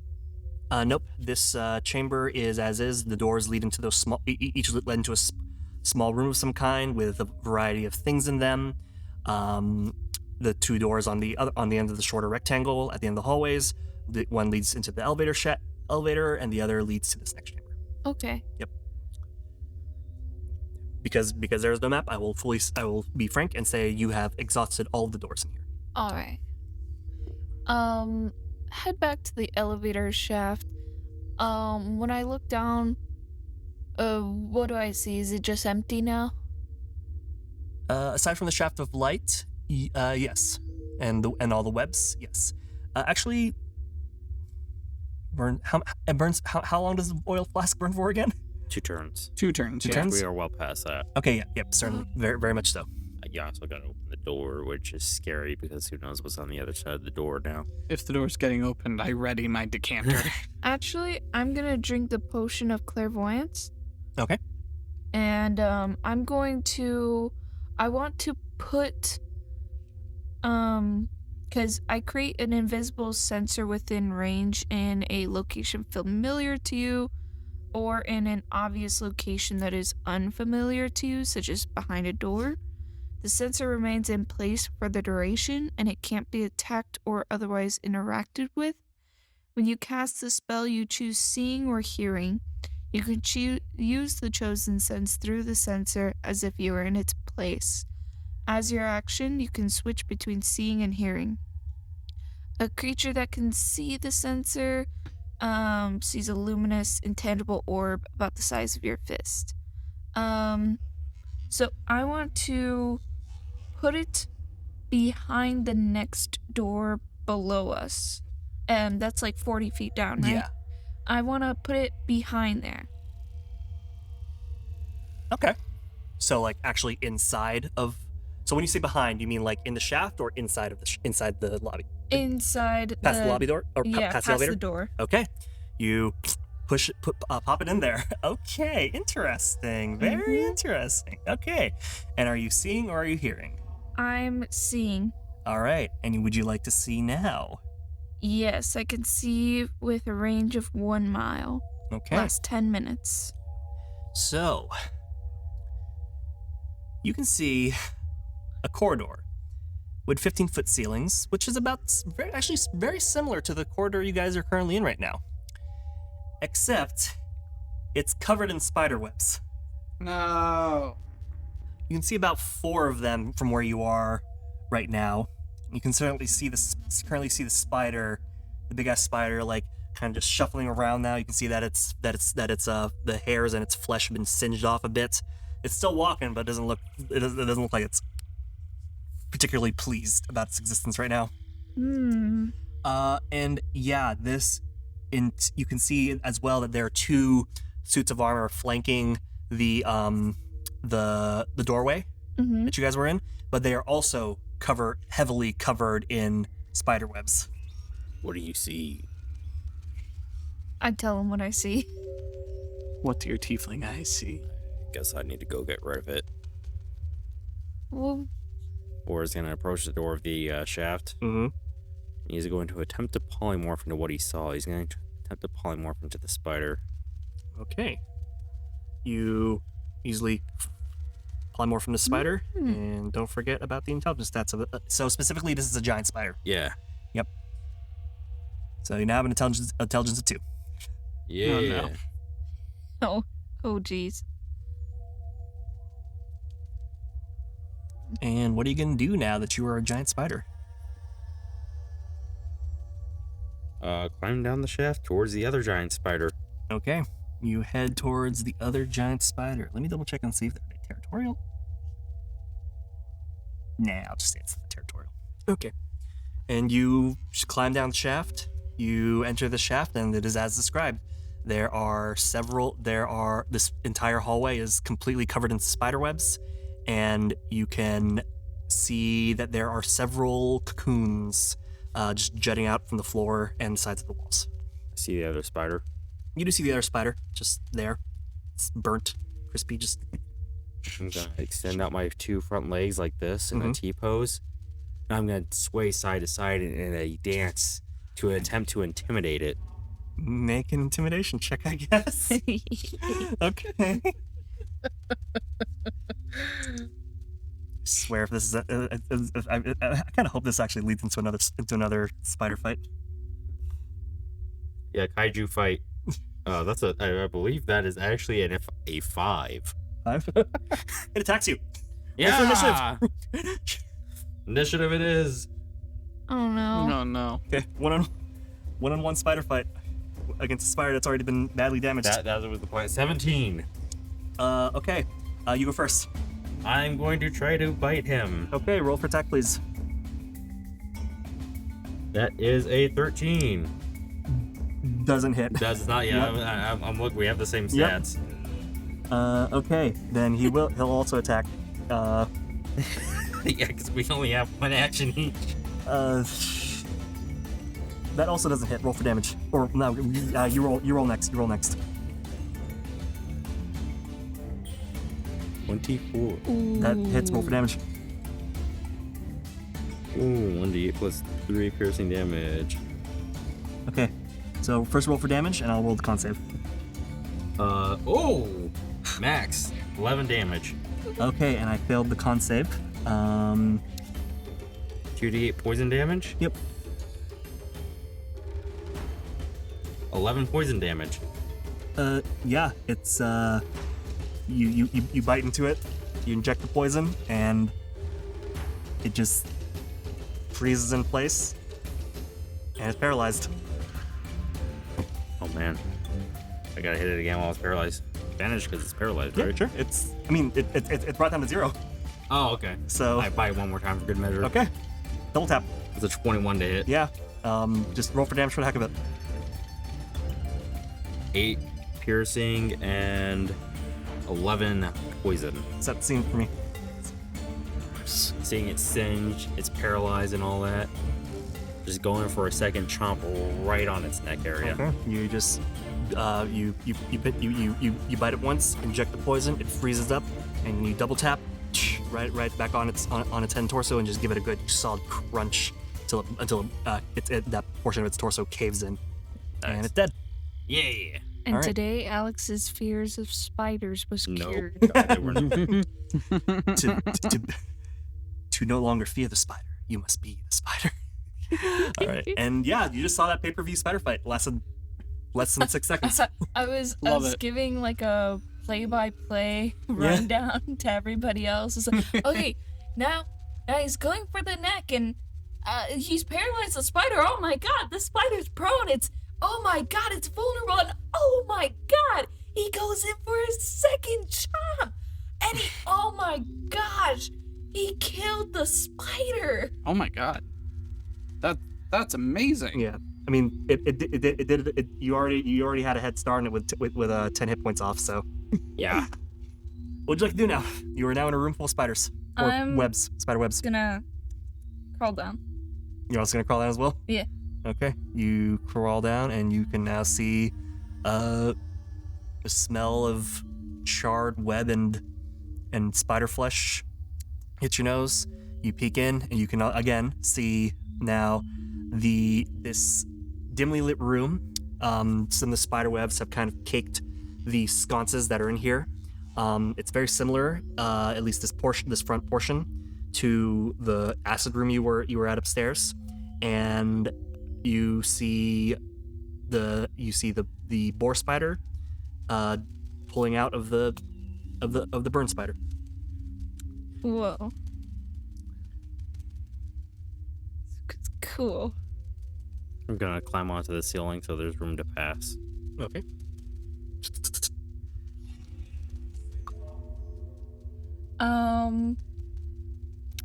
This corridor, how many doors are there?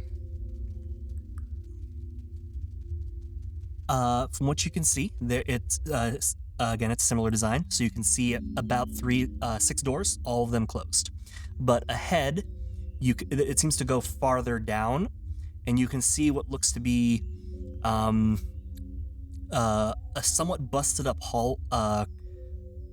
end of the hallway, and there's another like net of webs that look to make a floor of some kind. When I was going down the elevator shaft, I did not hit the floor, is that right?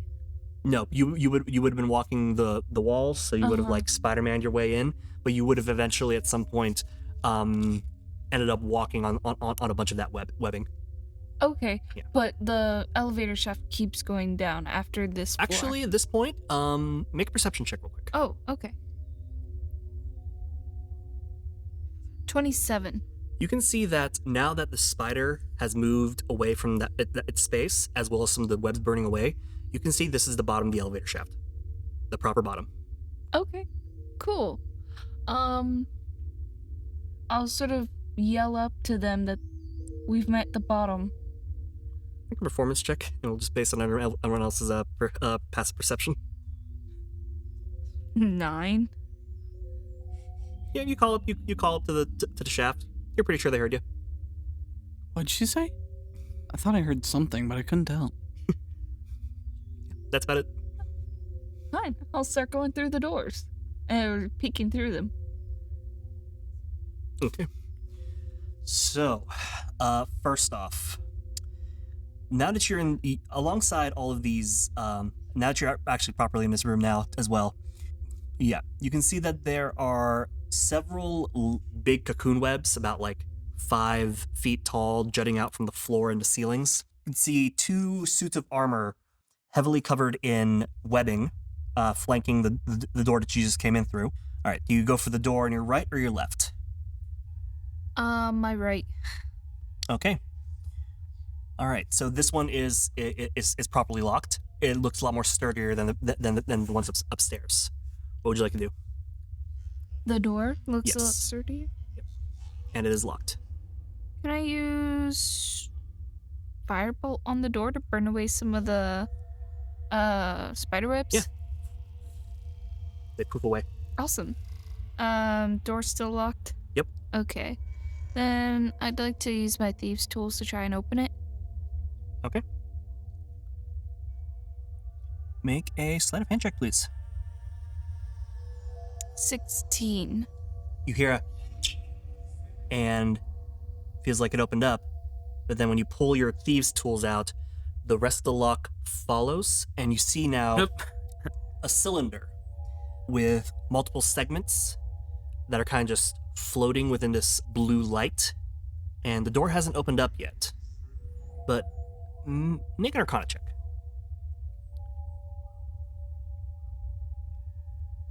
12.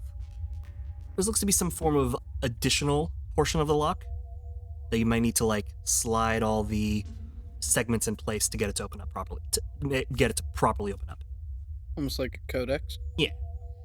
like that Da Vinci Code thing. Can Yeah, I the codex. Yeah. try and solve this? Sure. Make another Arcana check, please.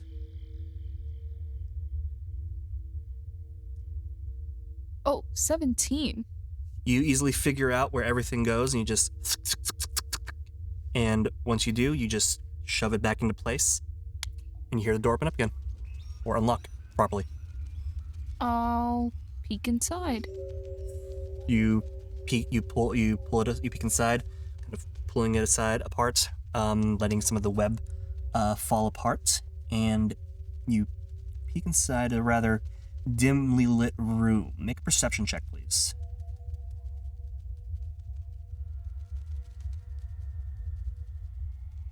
22. Okay. You can see that this room in particular smells pretty dank and moldy.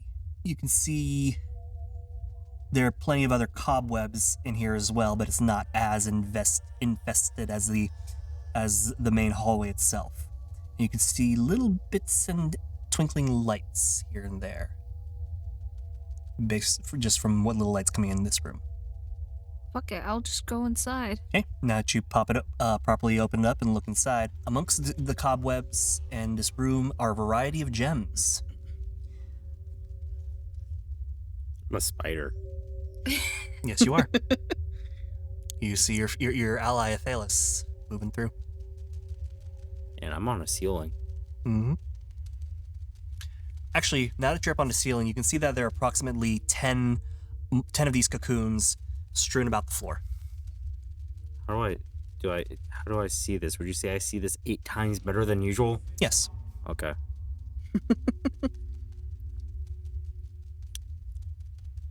Do the cocoons look like they're tasty? Roll D4 for me, please. 1. There is probably food in there. Something someone left for you. You are now the superior spider. Those cocoons are yours now. Man, I gotta stop being a spider. Embrace it. What's the worst that could happen? I drink someone. Boar's already eating people. He doesn't want to do it anymore. We already ate a man whole. Yeah, how bad could it be? You already ate a man whole. I'm gonna turn back into a human. You already in a manhole? I'm gonna turn back into a human. From the ceiling? Yeah. Okay. Spider intelligence, man. You turn back into human. Make a dex saving throw, please, as you fall 15 feet.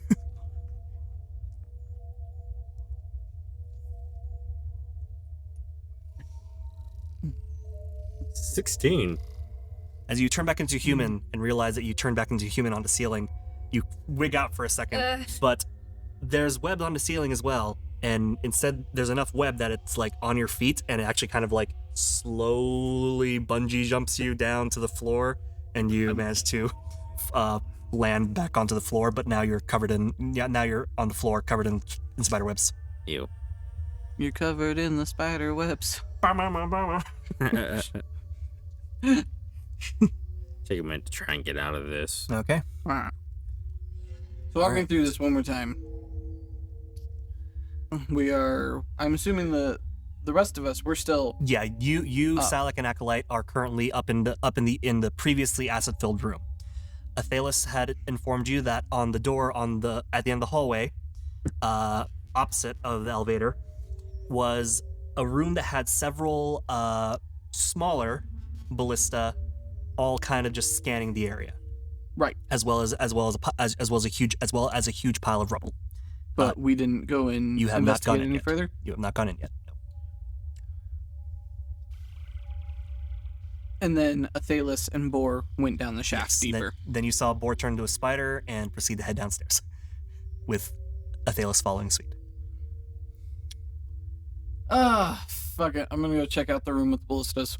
Okay. Do you just walk in or you just peek in? I peek in. Okay, and I'm make a perception check, please. And I will start drawing a map, depending on your roll. Oh, shit. That's a 9. And these ones are purple? These ones have a purple light glowing about them. Yes. You guys are coming in from this side. Yes. Is this the rubble?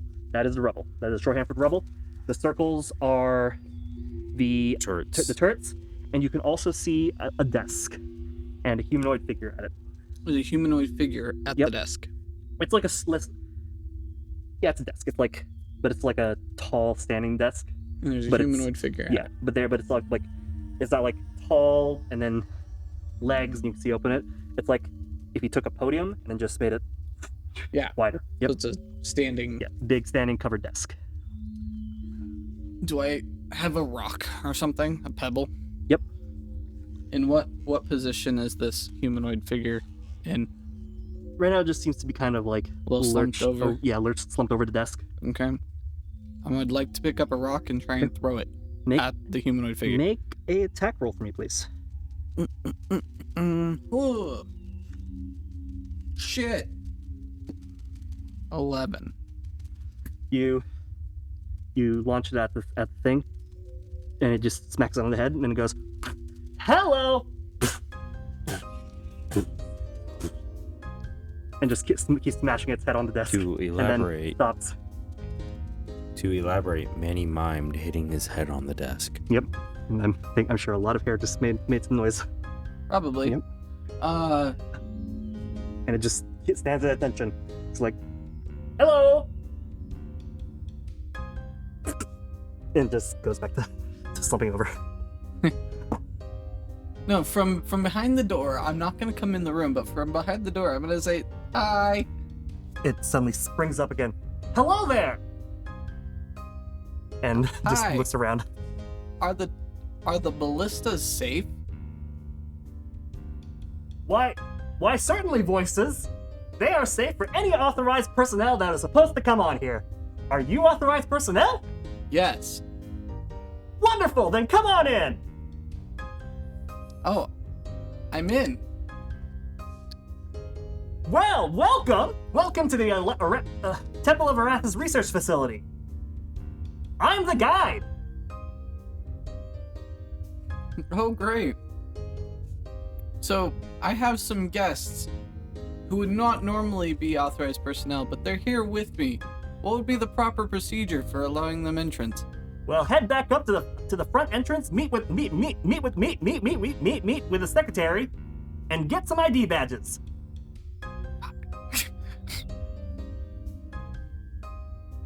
What if the secretary is on break? Then there should be. Come back tomorrow.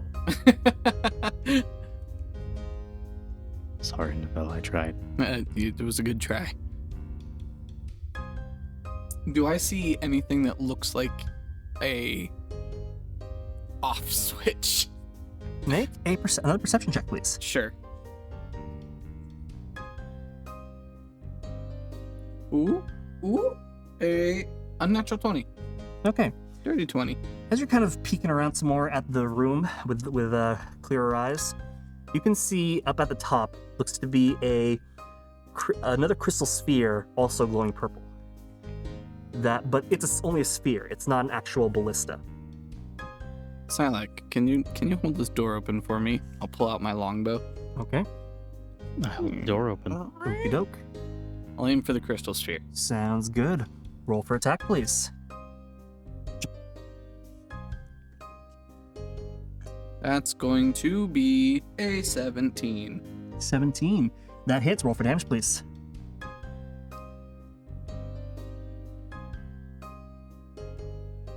That's going to be 7 piercing. 7 piercing. As you fire off this arrow, it goes for the crystal and it definitely scuffs it, but it hasn't broken it. In fact, the arrow kind of bounces off of it, but you can definitely see a visible scuff, scratch on it. Okay. Does anything else happen in the room when I do that? The Warforged goes, "Voices, please don't attack property of the university. It's very expensive." Oh, that's not me. I don't know what that is. As I knock another arrow and aim again. Oh, okay. Roll for attack again. I'm sure it's nothing. 14. That hits again. Roll for damage, please. 8 damage. Okay. This time you managed to hit a much more precise spot and crack it this time. And then you hear the Warforged go, "Voices! Something keeps attacking the security crystal that's controlling all the turrets. Do you know where they are?" Oh no. And there's an audible pause. Very Dora the Explorer-esque pause. Hola, soy Can you say security? In Warforged? Yeah. I'm gonna have a small light bulb moment. Don't know if it's gonna work. Oh. Maybe there's an invisible creature attacking the orb. Maybe it's on the orb trying to stab it. Wow! I can't do anything about that. I'll have to call security. And Oh. he picks up a Wait. stone. No, Like, hold on. "Hello, Hold security! on. Maybe Are I you can there?" try and find it. Security has I not notched another answered arrow. me. And then roll for attack again, please. You could try firing at the orb and maybe hitting the invisible creature. Oh! He looks around. He picks up a rock. I have failed at that! Wow, I'm an idiot! And he continues to Oh my smash God. He proceeds to smash his head into the desk repeatedly Oh again. jeez. That's a 23 to hit. Roll for damage, please. That was not as much damage with only 3. 3. It's starting to crack a bit. You're starting to break through a bit more. It looks like it's almost there. Maybe a little bit more. Voices! There's been another attack! Turrets! Did you see that? Okay. Zzz. I just opened Wow, the door turrets. all the way and I fire magic missile. Okay. Right at the crystals? Yeah. Well, yeah, at the orb. Oh no! That's gonna come out of my non-existent paycheck! Ah. And then you see the turrets. Now this place is completely defenseless! Oh wow! And I'll push the door open with Silak. Oh, hello there! You must be the guest that we're supposed to arrive today. You are...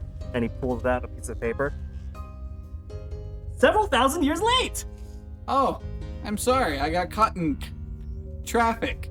Oh darn, that superhighway system. Headmaster Erathis is definitely trying to fix that amidst all the chaos that's going on in the world right now. Oh, what's your opinion on the chaos that's going on in the world right now? Well, I'm out of post-it notes. The world has truly gone to hell. Indeed. You know that theory that Monty Python, Quest for the Holy Grail, actually takes place in the future, and it's just a post-nuclear apocalypse society reenacting that caught back up to medieval ages? We're in that. I return to the room where I grabbed the potion? Sure. Can I find what? I find pieces of paper in there, right? Mhm. Do any of them look like they have color on them? Make an investigation check. Like, ooh, a problem to solve. Bring the dude post-it notes. It's a 7. 7? You find a couple of them. Yeah. Okay, I'll grab them. 'Kay. And take them back to the same room. Like, I don't know if these are post-it notes, but here you go. Hopefully these are post-it notes. Wonderful! I have been asking for these for centuries. And he takes them and he writes down something, and then places it on his desk. I am now complete. Emotionally. And he just silence for a couple of seconds. I am happy you are satisfied Thank with you. your care. Thank you. Yes. So you are the guest now, correct? Yes. Welcome to the Erathis Research Facility, where we have been working on numerous experiments for your purchasing, for the defense of whatever situation you currently find yourself in. We down this doorway behind me, and he points at the door behind me, are some of our most ready-to-use prototypes, including but not limited to. Second. Combustible lemons? Burn your house down with the lemon. Moon dust. Gel that slows you down faster. Goop that makes you bounce less. Yes, that's one of those things. Including but not limited to items like the Armor of Invulnerability, Belt of Giant Strength, Staff of the Magi, the Cubic Gate, the Red Wizard Blade, a Ring of Invisibility, a Ring of 3 Wishes, and more. We here at are very happy to show you all of these items. I like Ooh. your funny words, Magic Man. And I like your simple words, Lizard Man. That sounds wonderful. What would it be to take all of them? Well, why don't you come and find out? And he pulls out a little key from his he's wearing like a little waistcoat. He's like fully dressed, but it's all disheveled and busted. He pulls it out. He turns around. He goes towards that door, puts the key in the hole, and just click. Does he like roll over there, or does he walk over He there? walks. He has like a jaunt to his step, puts it in the keyhole, turns it, and the door opens up. This is fucking Claptrap. Oh, Just okay. Interesting. imagine him with the jaunty walk. Because he's so decrepit and old, it's but it's like super happy. Yeah. Yep. Like I said, this is Claptrap. Interesting point. Is it not Claptrap? I don't know, he's been a little bit more helpful than... That's true. Oh, Well, Claptrap's helpful. Also, now that you walked into this room, you can see now that there was another turret right in that corner. And if you go up and all this under all this rubble, you can see that there's another doorway up at the top of all the rubble. Yep. Guys, we made it past the turrets. Make a performance check.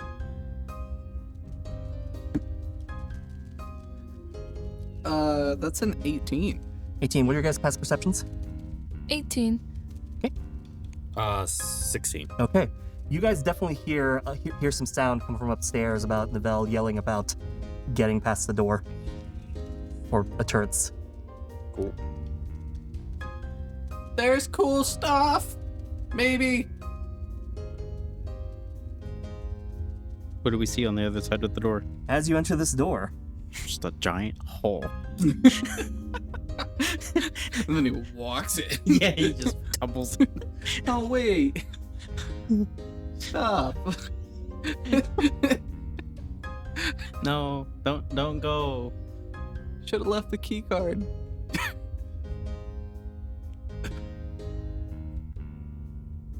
Oh. so when you Oh, follow him into this no. room, you see that it is a destroyed hallway that drops into the darkness chasm below. Oh, I was right. Was that actually it, or did you do that? It was Okay. actually it. He walks in, he's like, "Oh, there's something wrong here. My apologies. It seems that we are currently under construction." Oh, well, I think I can possibly get across. Where do I need to go? He turns around. I don't think there's anything to cross. Because it's literally just, there's not even another like room or building structure at the other end of this there's gap. like nothing. Literally Yeah, nothing. The list of wondrous items was too good to be true. Yeah. Like the Ring of Three Wishes, we could solve this entire campaign by finding one item. Hey, we don't have You never that know. many episodes left. Yeah, I don't know. that could be how this all ends. We just wish the Cataclysm did no longer existed. Tin Man. What's the likelihood those items survived the chasm? There's a chasm? I point. He looks over, walks over to the edge. Oh! Yeah, I guess they're gone. Okay, now he's Claptrap. I realized when I said it. So, if I flew down there, I don't know what's down there. Well, my apologies about not being able to show you our ready-made stuff. Allow me to show you some of the stuff that's still in research and development. sure. Follow me. Let's And go. he jaunts over to the other side of the room, where he opens up the door there. And to note as well, you enter into another stone chamber that's less ornamental than the others. It's cold and clinical chamber with signs leading to various rooms, and some of them have been destroyed. A stairwell leading down to the other levels of B, as based on like labels and sign directions, has Mhm. unfortunately been caved in with rubble. But all the rooms that are here still look to be intact and are locked. He walks over to the closest door on the right and says, "I'm not entirely sure what's in this one, but let's take a look." And he opens it up. He clicks. He enters his key, opens up the door. It opens up, and he says, "Come on in and see what new wonders we're creating here." And I'll follow him in. Okay. This room smells like farts. Oh no. It looks like a disheveled alchemy lab with chemicals strewn about the place, leaving a putrid and stinking smell in the air. It looks pretty busted, and there's one intact bottle upon its shelves that looks like a greater potion of healing. But now that you guys have entered this room, please make a con save. Oh shit. 7. 7. Both of you vomit. As soon as you enter this room, just Oh god. oh my, someone will have to take care of that. We'll call up one of our janitors. Or down one of our janitors, considering we are deep inside the mountain. Oh. Incredible. Do we see anything of note? There is the potion of there looks like a potion of greater healing, and if you want to find anything additional, please make an investigation check. Sure. I'll assist. Okay. So Novell can roll with advantage. Dirty 20. You see now you see alongside this potion of healing another greater potion of healing. Do you grab him? I ask if I can grab them. Okay. So as you're doing that, please make another con save. 14. Do I have anything to help me here? Do I have You could try the necklace. anything? I think that was for poison, but I could try the necklace. Fuck it. As I am trying to withhold, I will put on the necklace. Okay. Does it seem to help at all with my nausea? Not immediately. Okay, then that was a 6 on the con save. Both of you vomit again. Ugh. As you're asking about if you can take it, you just upchuck and says, "Oh my, wait, now make a persuasion check." 22. I don't see why not. Great, I take them, and then there's nothing else I see in this room? Nope. I immediately leave. Okay. Would you like to see the rest of the wonderful things we're making here? Sure, are they gonna make me vomit again? I don't know. And he That's a fair walks. answer. He walks to the room next door to it, and opens it up. And he says, "Come on and take a look." And this one doesn't have any odor coming off of it. Oh, thank God. Yeah. This room has a target dummy, which resembles a drawing mannequin, but it's significantly more articulated and in proportion. Much more sophisticated looking than the one that you saw in the other room where you found a mannequin with a necklace on it. Okay. This room actually seems pretty decently set up, as if it didn't get affected by too much. I'm gonna poke the mannequin. As soon as you touch it, its surface begins to ripple, and immediately changes to look just like you. Its eyes open up, it straightens up to stand at attention, and has just a blank expression on its face, it's staring straight ahead. How big is it? It has shifted to your height. Oh.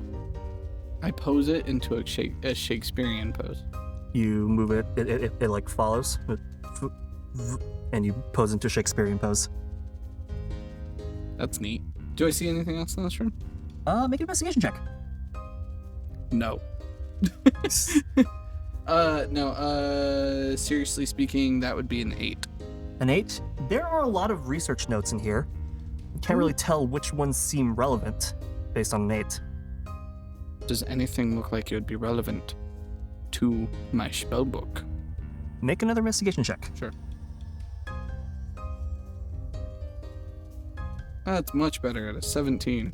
You find amongst these piece of information, you are thankful that it seems like arcane theory still seems consistent throughout centuries.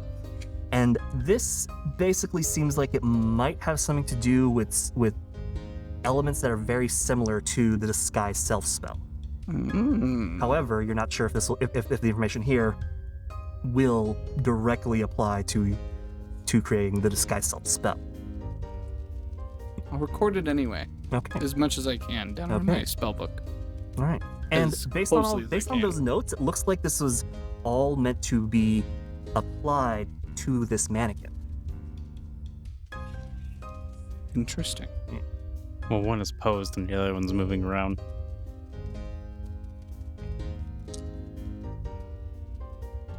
Yes, one is posed and the other one is jotting down notes in their notebook furiously at this point. Wow, I didn't know that they were creating stuff like this. It's awesome. Yes. Yes, it is. Hmm.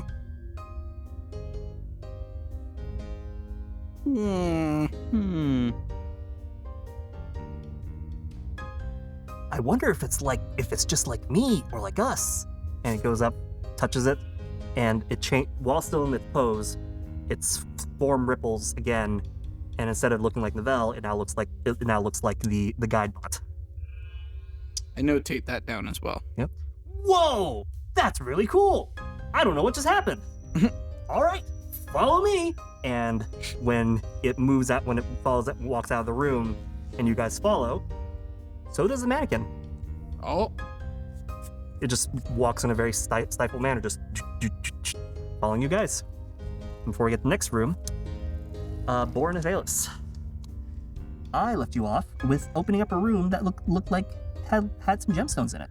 Yeah, there are a variety of gems of different colors, cuts, and sizes in this room, as well as a bunch of other bits and pieces of stuff here and there. Was there anything else I can notice in the room? Make an investigation check, please. 17. 17. You see a bottle that looks like it's filled with a syrupy liquid that looks like liquefied iron. You also see 2 spell scrolls, as well as a cracked gem. Amongst all these other gems. All the other ones look like, if they're broken, it looks like they were meant to be cut in that way, or they're uncut. But this one is a cut gem, but there's a crack in it. Can I take a look at the potion? Sure. As said before, it is a syrupy looking liquid with, looks like liquefied iron. If you'd like to make an arcana check, please feel free. Like mercury? Yeah, there we go, like mercury. 12. 12. This also seems a little familiar to some of the stuff that you guys have made at the Coven, but you're not entirely sure what it is.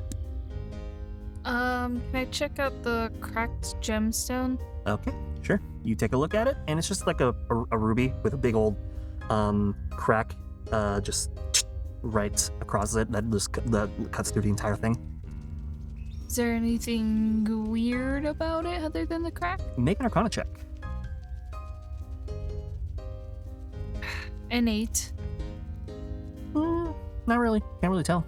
Has a bit of a glow to it, but that's about it. I'll take a look at the spell scrolls. All right, cool. Cool. You take a look at the spell scroll. A lot of funky looking magical theory on them, but they both definitely have some magic about them. And atop written seems to be some kind of title, but in a language you're not sure if it's arcane, some kind of arcane writing, or the language of this time period. Gotcha. I'll bring the cracked ruby to Boar and ask him, why is this glowing? You pick it up and bring it down? Mm-hmm. Okay. 1 second. Uh-oh. Both of you please make a wisdom saving throw Oh no. as soon as you pick up the gem. Oops. I got a 5. Oh, 13. 13, okay. As soon as you pick it up, both of you are immediately hit with a wave of of a spell. Please roll a d10 for me. I swear if I get disguise self from this. 8. 10. 8 and a 10, okay, cool. Don't hold back. That would actually be fucking hilarious if I got another thing. So you said an 8? Yeah. Okay, so first off,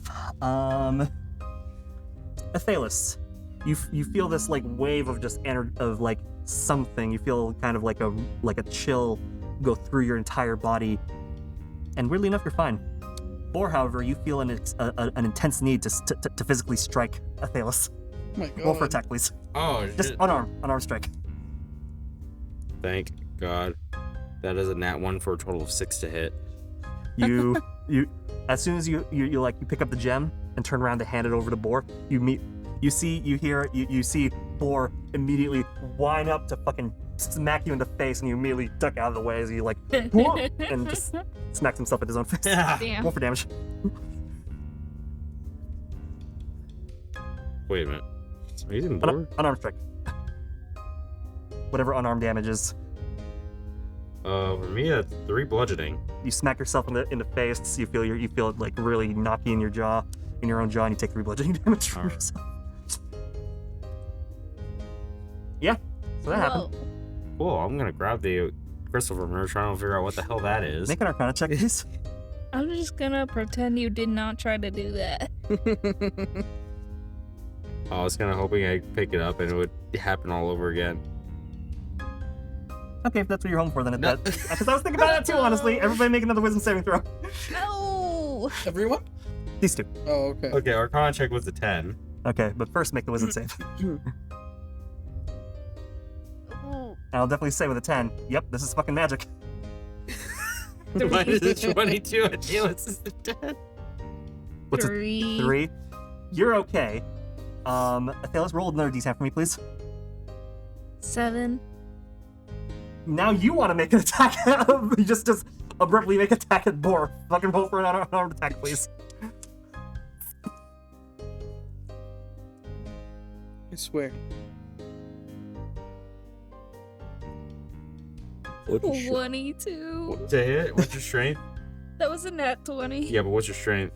It's a -1 out of So you 8. at least have 1 hit point of unarmed strike. So Yeah. so you at least attack him for 2. And you just how do you attack? How do you just fucking like smack him as well in retaliation? Or I imagine my hand comes up much like a marionette doll, and it just sort of cartoonishly swings around and connects with his cheek. yeah, you suddenly feel a sharp pain as it fails and slaps you in presumably retaliation. It was a very I'm gonna pretend that you did not just try to strike me.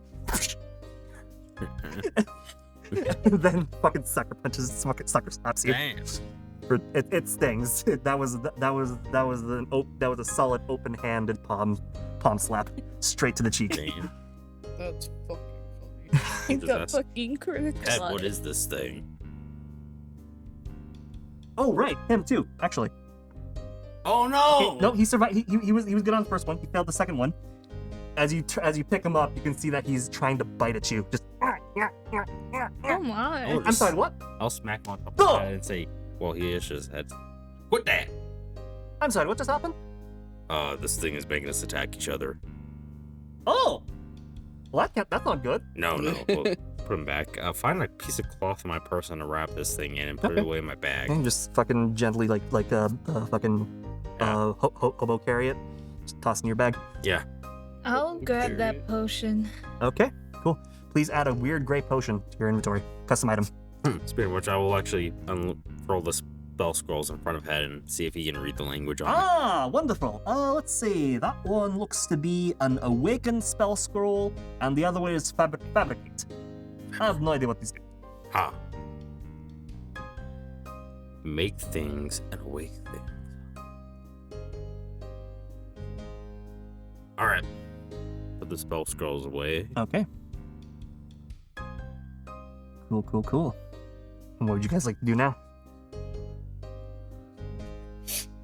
Anything else left in this room? Aside from all the other gems that are not as like big or pretty as the as the cracked one, that's about it.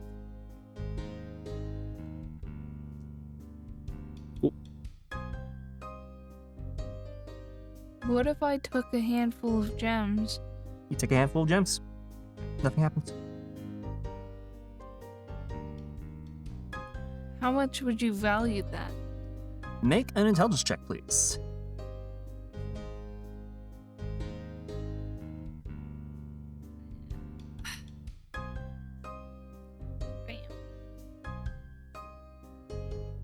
Bam. Dirty 20.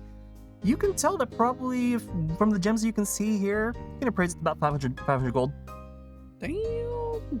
Can I add 500 gold to my purse? Yeah, just add to your inventory 500 gold worth of gems. Oh, okay. So you just start shoveling gems into your bag. Okay. Just a handful. Yeah, just start shoveling spider web covered gems into your bag. Cool. There we go. Now I got some money. I got a little nest egg. Cool. All right. Where would you guys I'll- like to go ahead? Oh, exit out of this room and check out one of the other doors. Okay. There is another door in front of you and another door next to the one you just came out of. So one here, one here. Go to the one that's next to the one we just got out of. Okay. Board, do you follow? Yeah. Okay. So the door to this room is open, but it has a curtain of webs dividing it. Firebolt. Okay. You firebolt. The webs immediately vanish. 1 second.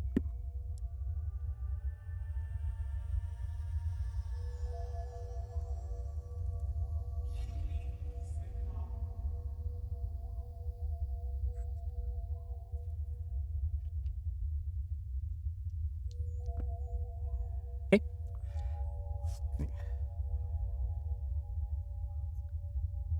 And Athelas, you can see this is another really webbed up room. And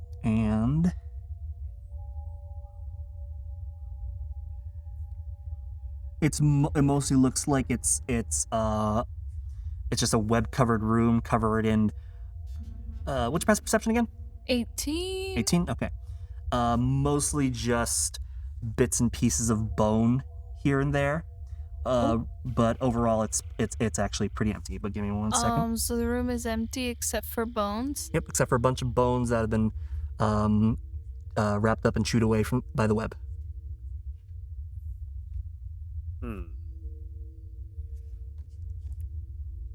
Can I check if there's anything weird about this room? Make a perception check. Out.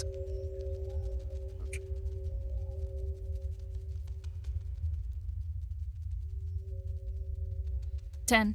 10? No, just seems to be covered in a lot of webs.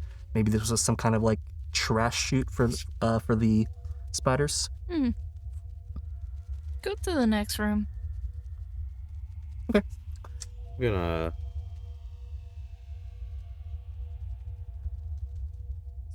see here. Point that wand I found earlier at that thing and give it a go. Okay, so you fire off the magic missile. Yeah. You see the spell fire off, and head towards the thing, but it still phases through it. But the spider notices this and begins to scurry up the wall, but it looks unharmed. And you can see it scurry up the wall. And then Athelas, and it lunges for you, but it will do so with advantage. What motherfucking And spider? Athelas, you suddenly see a spider appear out of midair coming towards Boar. Oh no. That will be a 12 to hit? Does not hit. Well, Boar. Oh, Does not hit. Okay. And now this spider, it looked like it was initially like outlined in white, but now it looks more corporeal, as if it has just now made itself known to this reality. And as it comes for you, it misses. Both of you please roll initiative. go spider. 7. Meanwhile, the guide bot walks you to another room and opens it up. Damn it. Oh, for us? Yeah, just Okay, I'm just sure, yeah, yeah. just kind of well Boar is. I'm gonna go with that 12. All right, top of the round is Boar. This is a weird blue and white spider. Looks a lot more gnarlier and spindly in comparison to the big giant spider you were fighting, which looked like maybe kind of like a big tarantula or wolf spider. But this one looks much more exotic. Athelas has now noticed the spider, and it's not a small thing too. This is a large creature. Athelas theoretically should have noticed it just sitting there when you saw it before. How come I didn't see it? Oh, I'm gonna try an Eldritch Blast at it. Okay, roll for attack, please. 2 beams. Cool. First one's an 18 to hit. 18 hits. Second is a nat 1 and a 10 to hit. Yeah, that one doesn't hit. Roll for damage for the first one. First one will hit with 3 force damage. All right, up next is the spider. It's going to make an attack. It's going to make an attack at you, Boar. Does an 11 hit?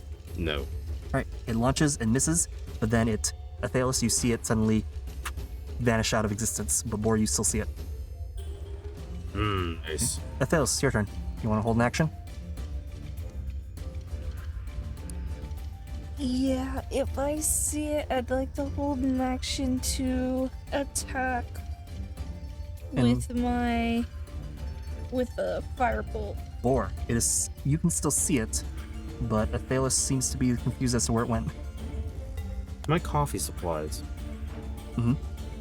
Or is any of the coffee ground up already? Yeah. I'd like to go into my bag and throw the ground coffee at it. Okay, that'll be your action. It just goes right through the spider. Oh shit, okay. Oh, Cool. Waste of coffee. The spider will attack again. It apparates. Roll for attack, please, Athelas. 16, 16. Okay. That damage hits. Roll for damage. 17. Okay. 17. You get a good chunk of hit on it, and it screeches as you do so, and it misses at the attack on Boar as you know it's coming for you. So it takes its time and then lunges at you, but you telegraph that attack. Get out of the way. Nice. It misses. It gets hit by the flames. It starts screeching in pain, and it is still physical and tangible. Athelas, you're up. I can see it still? Yep. And for the sake of this, we'll say that Boar's flanking. Alright. And that attack before was my basically reaction? Yeah. Okay. Well, for the sake of this, yes, because this is going to be such a short bit of initiative. Yeah. I'm just gonna hit it again with a firebolt. Okay, roll for damage, please. 13 to hit, 13 hits. Roll for damage. 8 damage. All right, it is nearly down. Boar, what would you like to do? Hit with an Eldritch Blast. Okay, roll for attack, please. 13 to hit. 13 hits. Roll for damage. 23 to hit. 12 hit. What? Oh, add 2 bolts of Eldritch Blast. Okay. Both hit. All right, so what's the damage? 2 on the first one. Okay. 4 on the second one. You fire off both Eldritch Blast, one after the other, and the force just cracks into it. It's burning flesh. Another one. It cracks it inward and just smashes it down. Nice. It is dead. Congrats! Yay! We killed it. Killed another spider. Alrighty. Woo! With that, we'll move on to the next group real quick. The guide bot opens up another room, and looks like he opens up the room next to one you guys found the mannequin in, Yeah. And you can see this one is partially destroyed, and you can see that the destruction has opened up the ceiling in the rear, and you can see in the distance, pretty much the entrance you guys came through earlier. As in the entrance to the. Yeah, you can see a big chunk of what looks like it would have been the courtyard. You're below, looking up, and you can see some of the courtyard, the edge of it, as well as that land bridge that led you from that, as well as a bridge that connected from this massive floating aisles to the edge of the cliff where you guys came from the Warforged city. Other things you can see in here amongst the rubble looks like a metal skull with 2 rubies in its eyes. Interesting. I will investigate closer. Okay. Pick it up. Roll investigation check, please. Yeah, is it a skull that can be picked up? Is it like okay? It's a yeah. It's a 9. You can see that it is a metal skull, really nice and shiny, despite the fact it's been under wear for who knows how long, and rubies embedded in the eye sockets. So it's kind of like a gaudy looking Terminator skull, essentially. I will lightly pull on the rubies. So you pull on the rubies, you can feel that there's actually a little bit of give, but in like they don't come out, but they seem to kind of like you're depressing a button almost. So there's like a bit of give, but if you let go, they kind of gently spring back inside. I push on the eyes. Both of them, same time. Sure. As soon as you do that, you hear a click, and the mouth opens up and goes, "Butt has a neck but no head." The man who spent 42 years studying the blade. Oh. Oh, a timer. Oh, the rest of your body? Wrong, you stupid. Ask again later.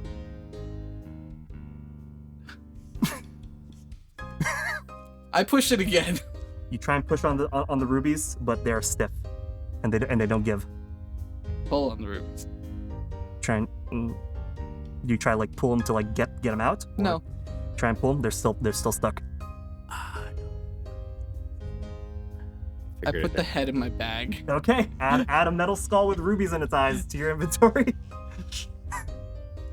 You guys are finding spiders. These guys are finding. And now I just figured out the riddle.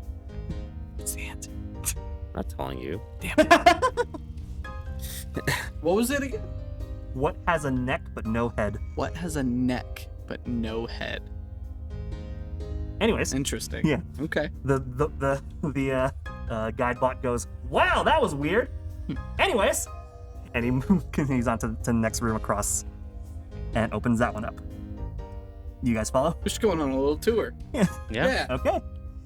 In this next one, looks like a fairly neat room, but still quite disheveled. I heard meat room and I was really confused for half a Oh, second. he's till I doing it. realized what you said. Manny made Not another one. this time. Manny made another Not one. this time. that would have been a good idea. That's like a weird trademark at the moment. Yeah, Anyways. it's the flesh room. Yeah. You can see a variety of tiny tools like tweezers, hammers, and screwdrivers that are found here, and a variety of necklaces, rings, and other jewelry is also found here, but a lot of it is cracked and busted. You'll see a couple of little storage containers, like little wooden boxes here and there. I'll open up a couple of them. Yeah. I'll open up some. Okay. Between the two of you, you guys find one nice necklace that's locked away in a nice box. All the other ones seem to be empty or unfinished looking, but this one seems to be in really good condition. And it's this nice little, like a very light sapphire, and has like an eternal glow about it, and it's slightly and it gently like crackles with light. It has it's shaped like a teardrop as well. No, actually, I just remembered something because I've weirdly enough been listening to a lot of Ninja Sex Party for some reason lately. Make an investigation check, both of you, please. That's a weird connecting line. 17. 17. 22. 22. So you found the one I just mentioned. Silek, you find another one that also is in a teardrop shape, and looks to be more of a clear diamond, but it also gently has a light that like gently pulsates. I add mine to my backpack. Okay. Actually, you know what? No, I put it on. Okay. Cool. It's pretty. Okay. Damn it. Cool. Sounds good. All right. As you can see, we also specialize in plenty of lovely jewelry work over here, both magical and non-magical. I'm pretty sure these are magical. Otherwise, they wouldn't be in the research department. That's a fair assessment. I I'm look at my necklace. Yeah, it's, as I said before, a very light sapphire color, and it is sapphire as well. Yeah, I'm And just it focusing on it, waiting for it to do magical stuff. Doesn't seem to do anything. Okay. Cool. But you do put it on, wear it? Yeah. Okay, sounds good. Cool. Now, let me show you the rest of... Oh! And he walks towards the one stairwell that's been completely caved in with rubble. Okay! I guess that place is also under construction as well. Why don't I show you the rest of this area? Okay. He proceeds to walk you guys over to... He proceeds to walk you back into the main room you met him in, and he says, up those stairs... And he takes a second to realize that that's all rubble. Up that rubble is our atrium, where there are beautiful trees that grow there, as well as a statue of our founder. So up the rubble that was stairs. So is there a pathway up there? There is indeed a pathway, and there's a door archway there as well. That's open. That has not been busted up by rubble. Can I climb the rubble? So you walk up there. You find yourself in a hallway whose floor has been replaced by rubble. And Hey, Warforged, do you want to come? sure, why not? I'll help the Warforged up the rubble. Okay. Okay, son. 8 and a natural 20. Okay, cool. That became an advantage for him. So, you help him up. You guys enter a small stairwell that leads you up into an atrium. It is a chamber partially filled with debris from the landslide that you guys had just dealt with earlier. It seems to have been some kind of atrium that has been destroyed with long dead trees and one that still survives thanks to some kind of magic. You also see a statue that looks like it's portraying the visage of Erathis, but it is also decayed and rubbled with chunks of her face lying around. Figure seems to be proudly holding up a hammer to the sky, and a floating metal half-cog is perched behind where the head would presumably be. One leg is metal, standing atop a rock, and the other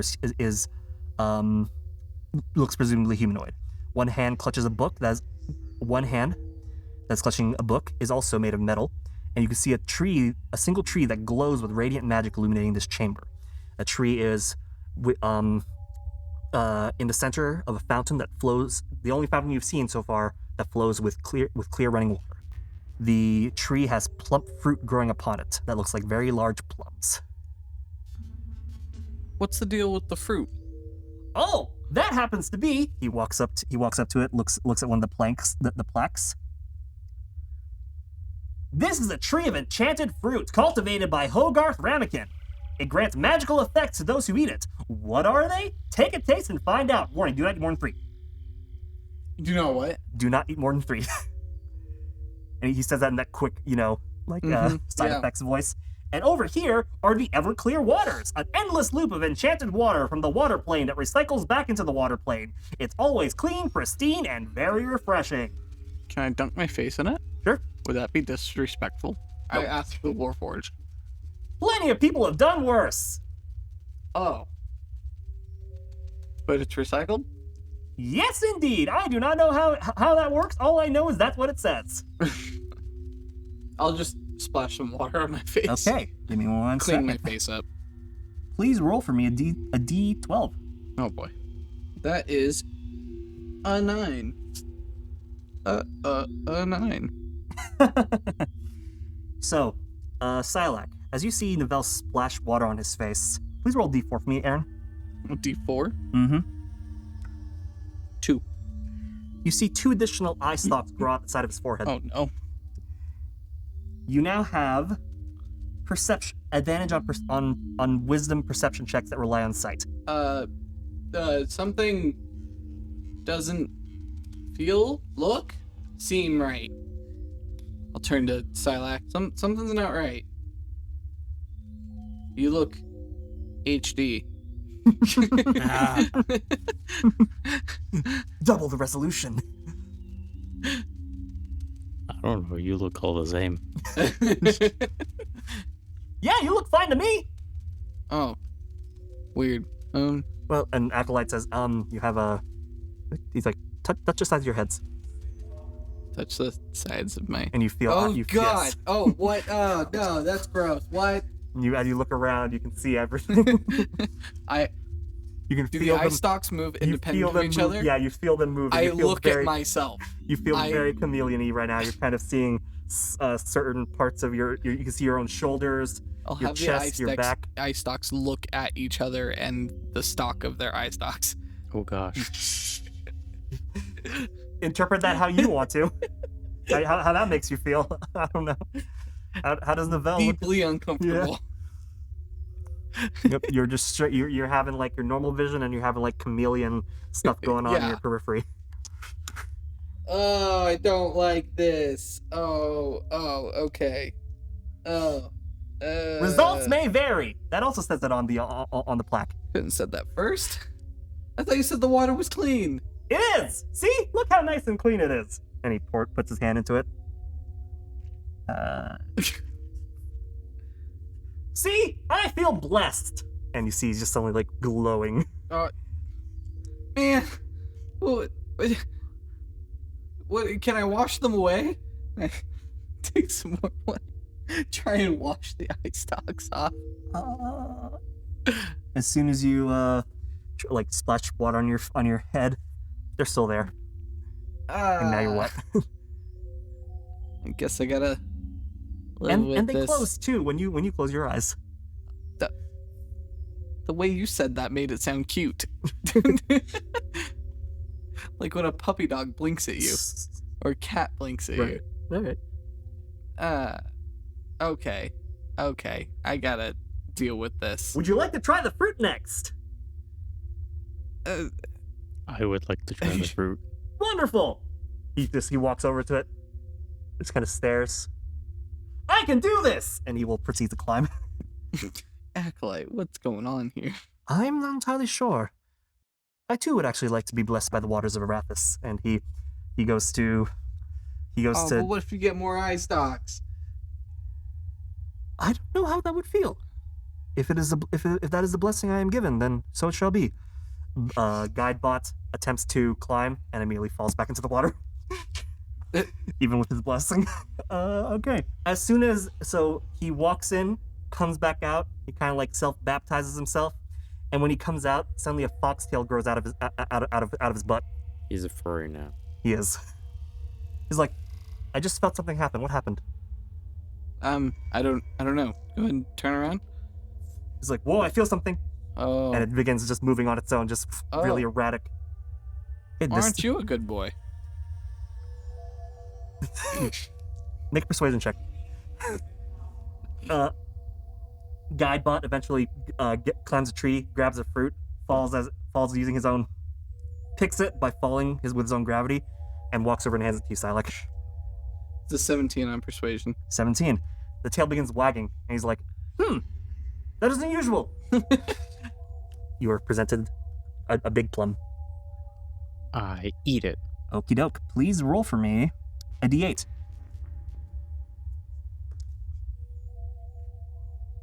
That's a 1. Okay. Please roll 3d8 for me. Oh boy. 6, 8, 7. How much is that? Numbers. 6, 8. Oh, you didn't tell me to add it Sorry, together. my bad. 6 and 8 is 14. So 21? Yes. Okay. You have regained 25 hit points if you've lost any.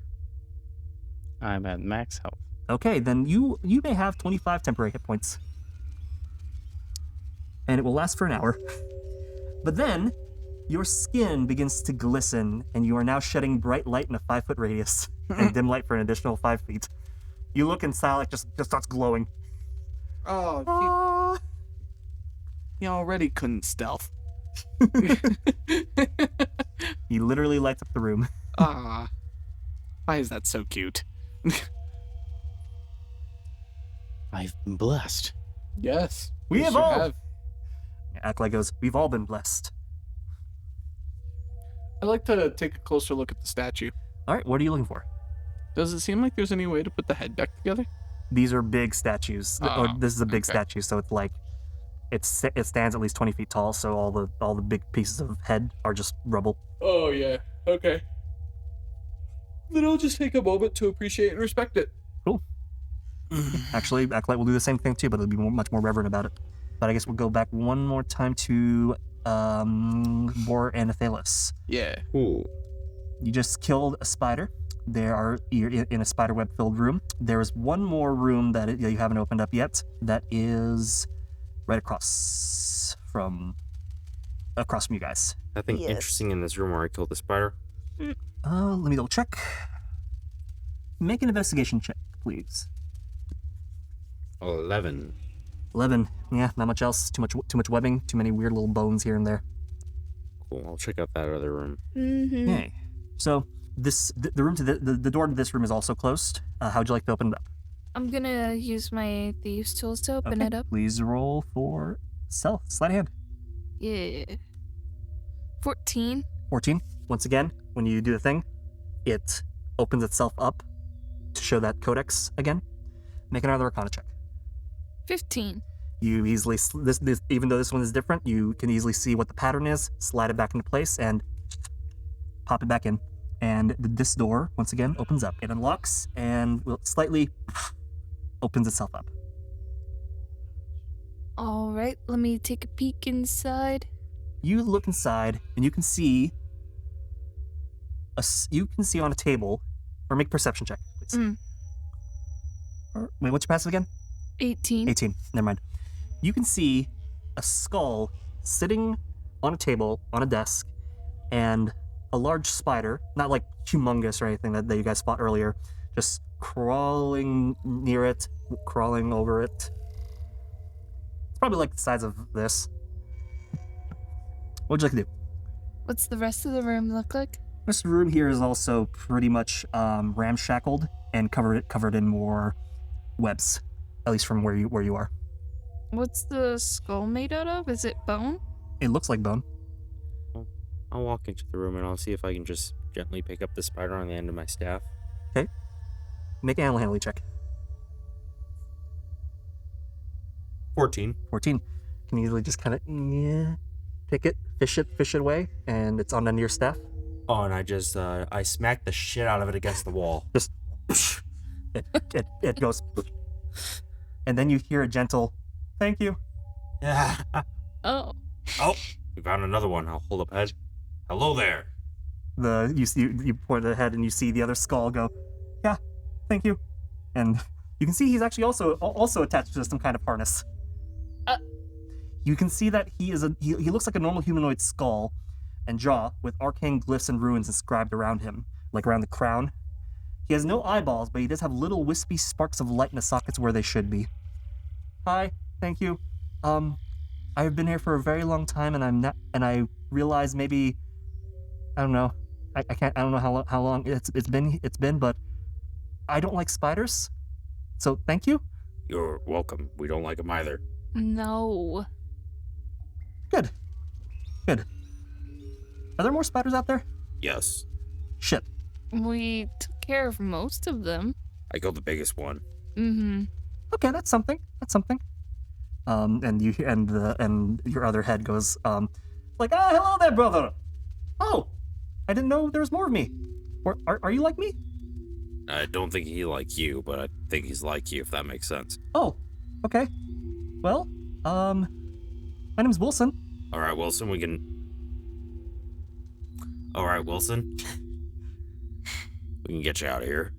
Oh, thank goodness. Do you know if Professor Marzipan is still out there? You know how long you've been down here? No? It's been a few thousand years. Oh. Okay, yeah, no, that's about enough time to make someone absolutely despise spiders. Can you please Yeah. get me out of here? Yes, hold up. Awesome. I'm gonna take that 20 feet of rope. Well, no, he already has a harness attached to him. Oh, It's actually already, like, built around him, or, like, not built into him. Like, it was made and it's been put on. Okay, cool. Pick him up, hand him to Athelas. Okay. Oh, okay. Hi. Hi. I think isn't it customary to, like, exchange names? My name is Wilson. Who are you guys? I'm Athelas, the one that picked you up to his boar.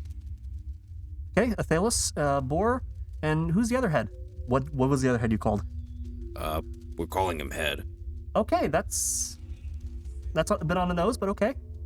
He doesn't know his name. Oh, He's also been down here a few thousand years. oh wow! And we were just like a couple of rooms, or well, actually, I don't even know what this place really looks like. I haven't been outside of this room ever. Neither of you have feet. Oh, good point. Okay, well, thanks for picking me up.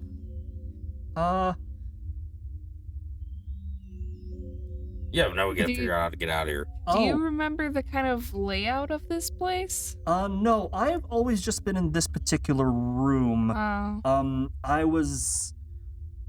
All I know is that I was like brought back to consciousness, like waking up from a very long nap, from a very long dreamless nap, and I've just been awake ever since. You remember anything before you were unconscious? No, Professor Marzipan actually asked me the same thing, and no, I don't know who I was or before all that, but the professor certainly made an attempt to make a personality out of my current state. I mean, I can speak. I know literature, poetry, songs, stories. I know a little bit of math. The professor actually promised to take me around the campus once the spell stabilized and the harness was ready. And so once it was ready, she attached it to me. But then something happened that made her have to leave, and that was the last time I saw her.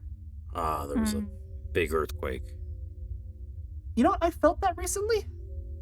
That was a long time ago. Oh no, there was a much more recent one. I don't know how long that one was either, but That was it waking back up. oh. Well, I still don't really know what it is, but okay. So yeah. That's my story. It's not a whole lot to go off of, but thanks for getting rid of the spiders and willing to take me out of here. Oh yes, of course. Cool. Yeah. I'm just gonna.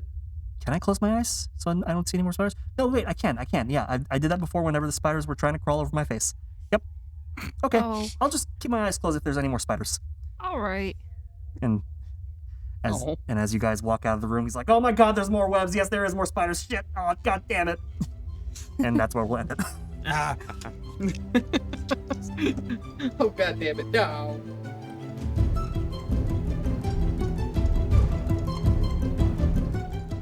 Hey everyone, this is Manny the DM, wanting to thank you for listening to Feats and Fantasies. We had a lot of fun this session and would love to know if you enjoyed it too. You can talk to us on Twitter at Feats and Fantasies with the hashtag Cataclysm Rising. If you want to help support our adventures, please consider donating at doubletake.xyz/donate.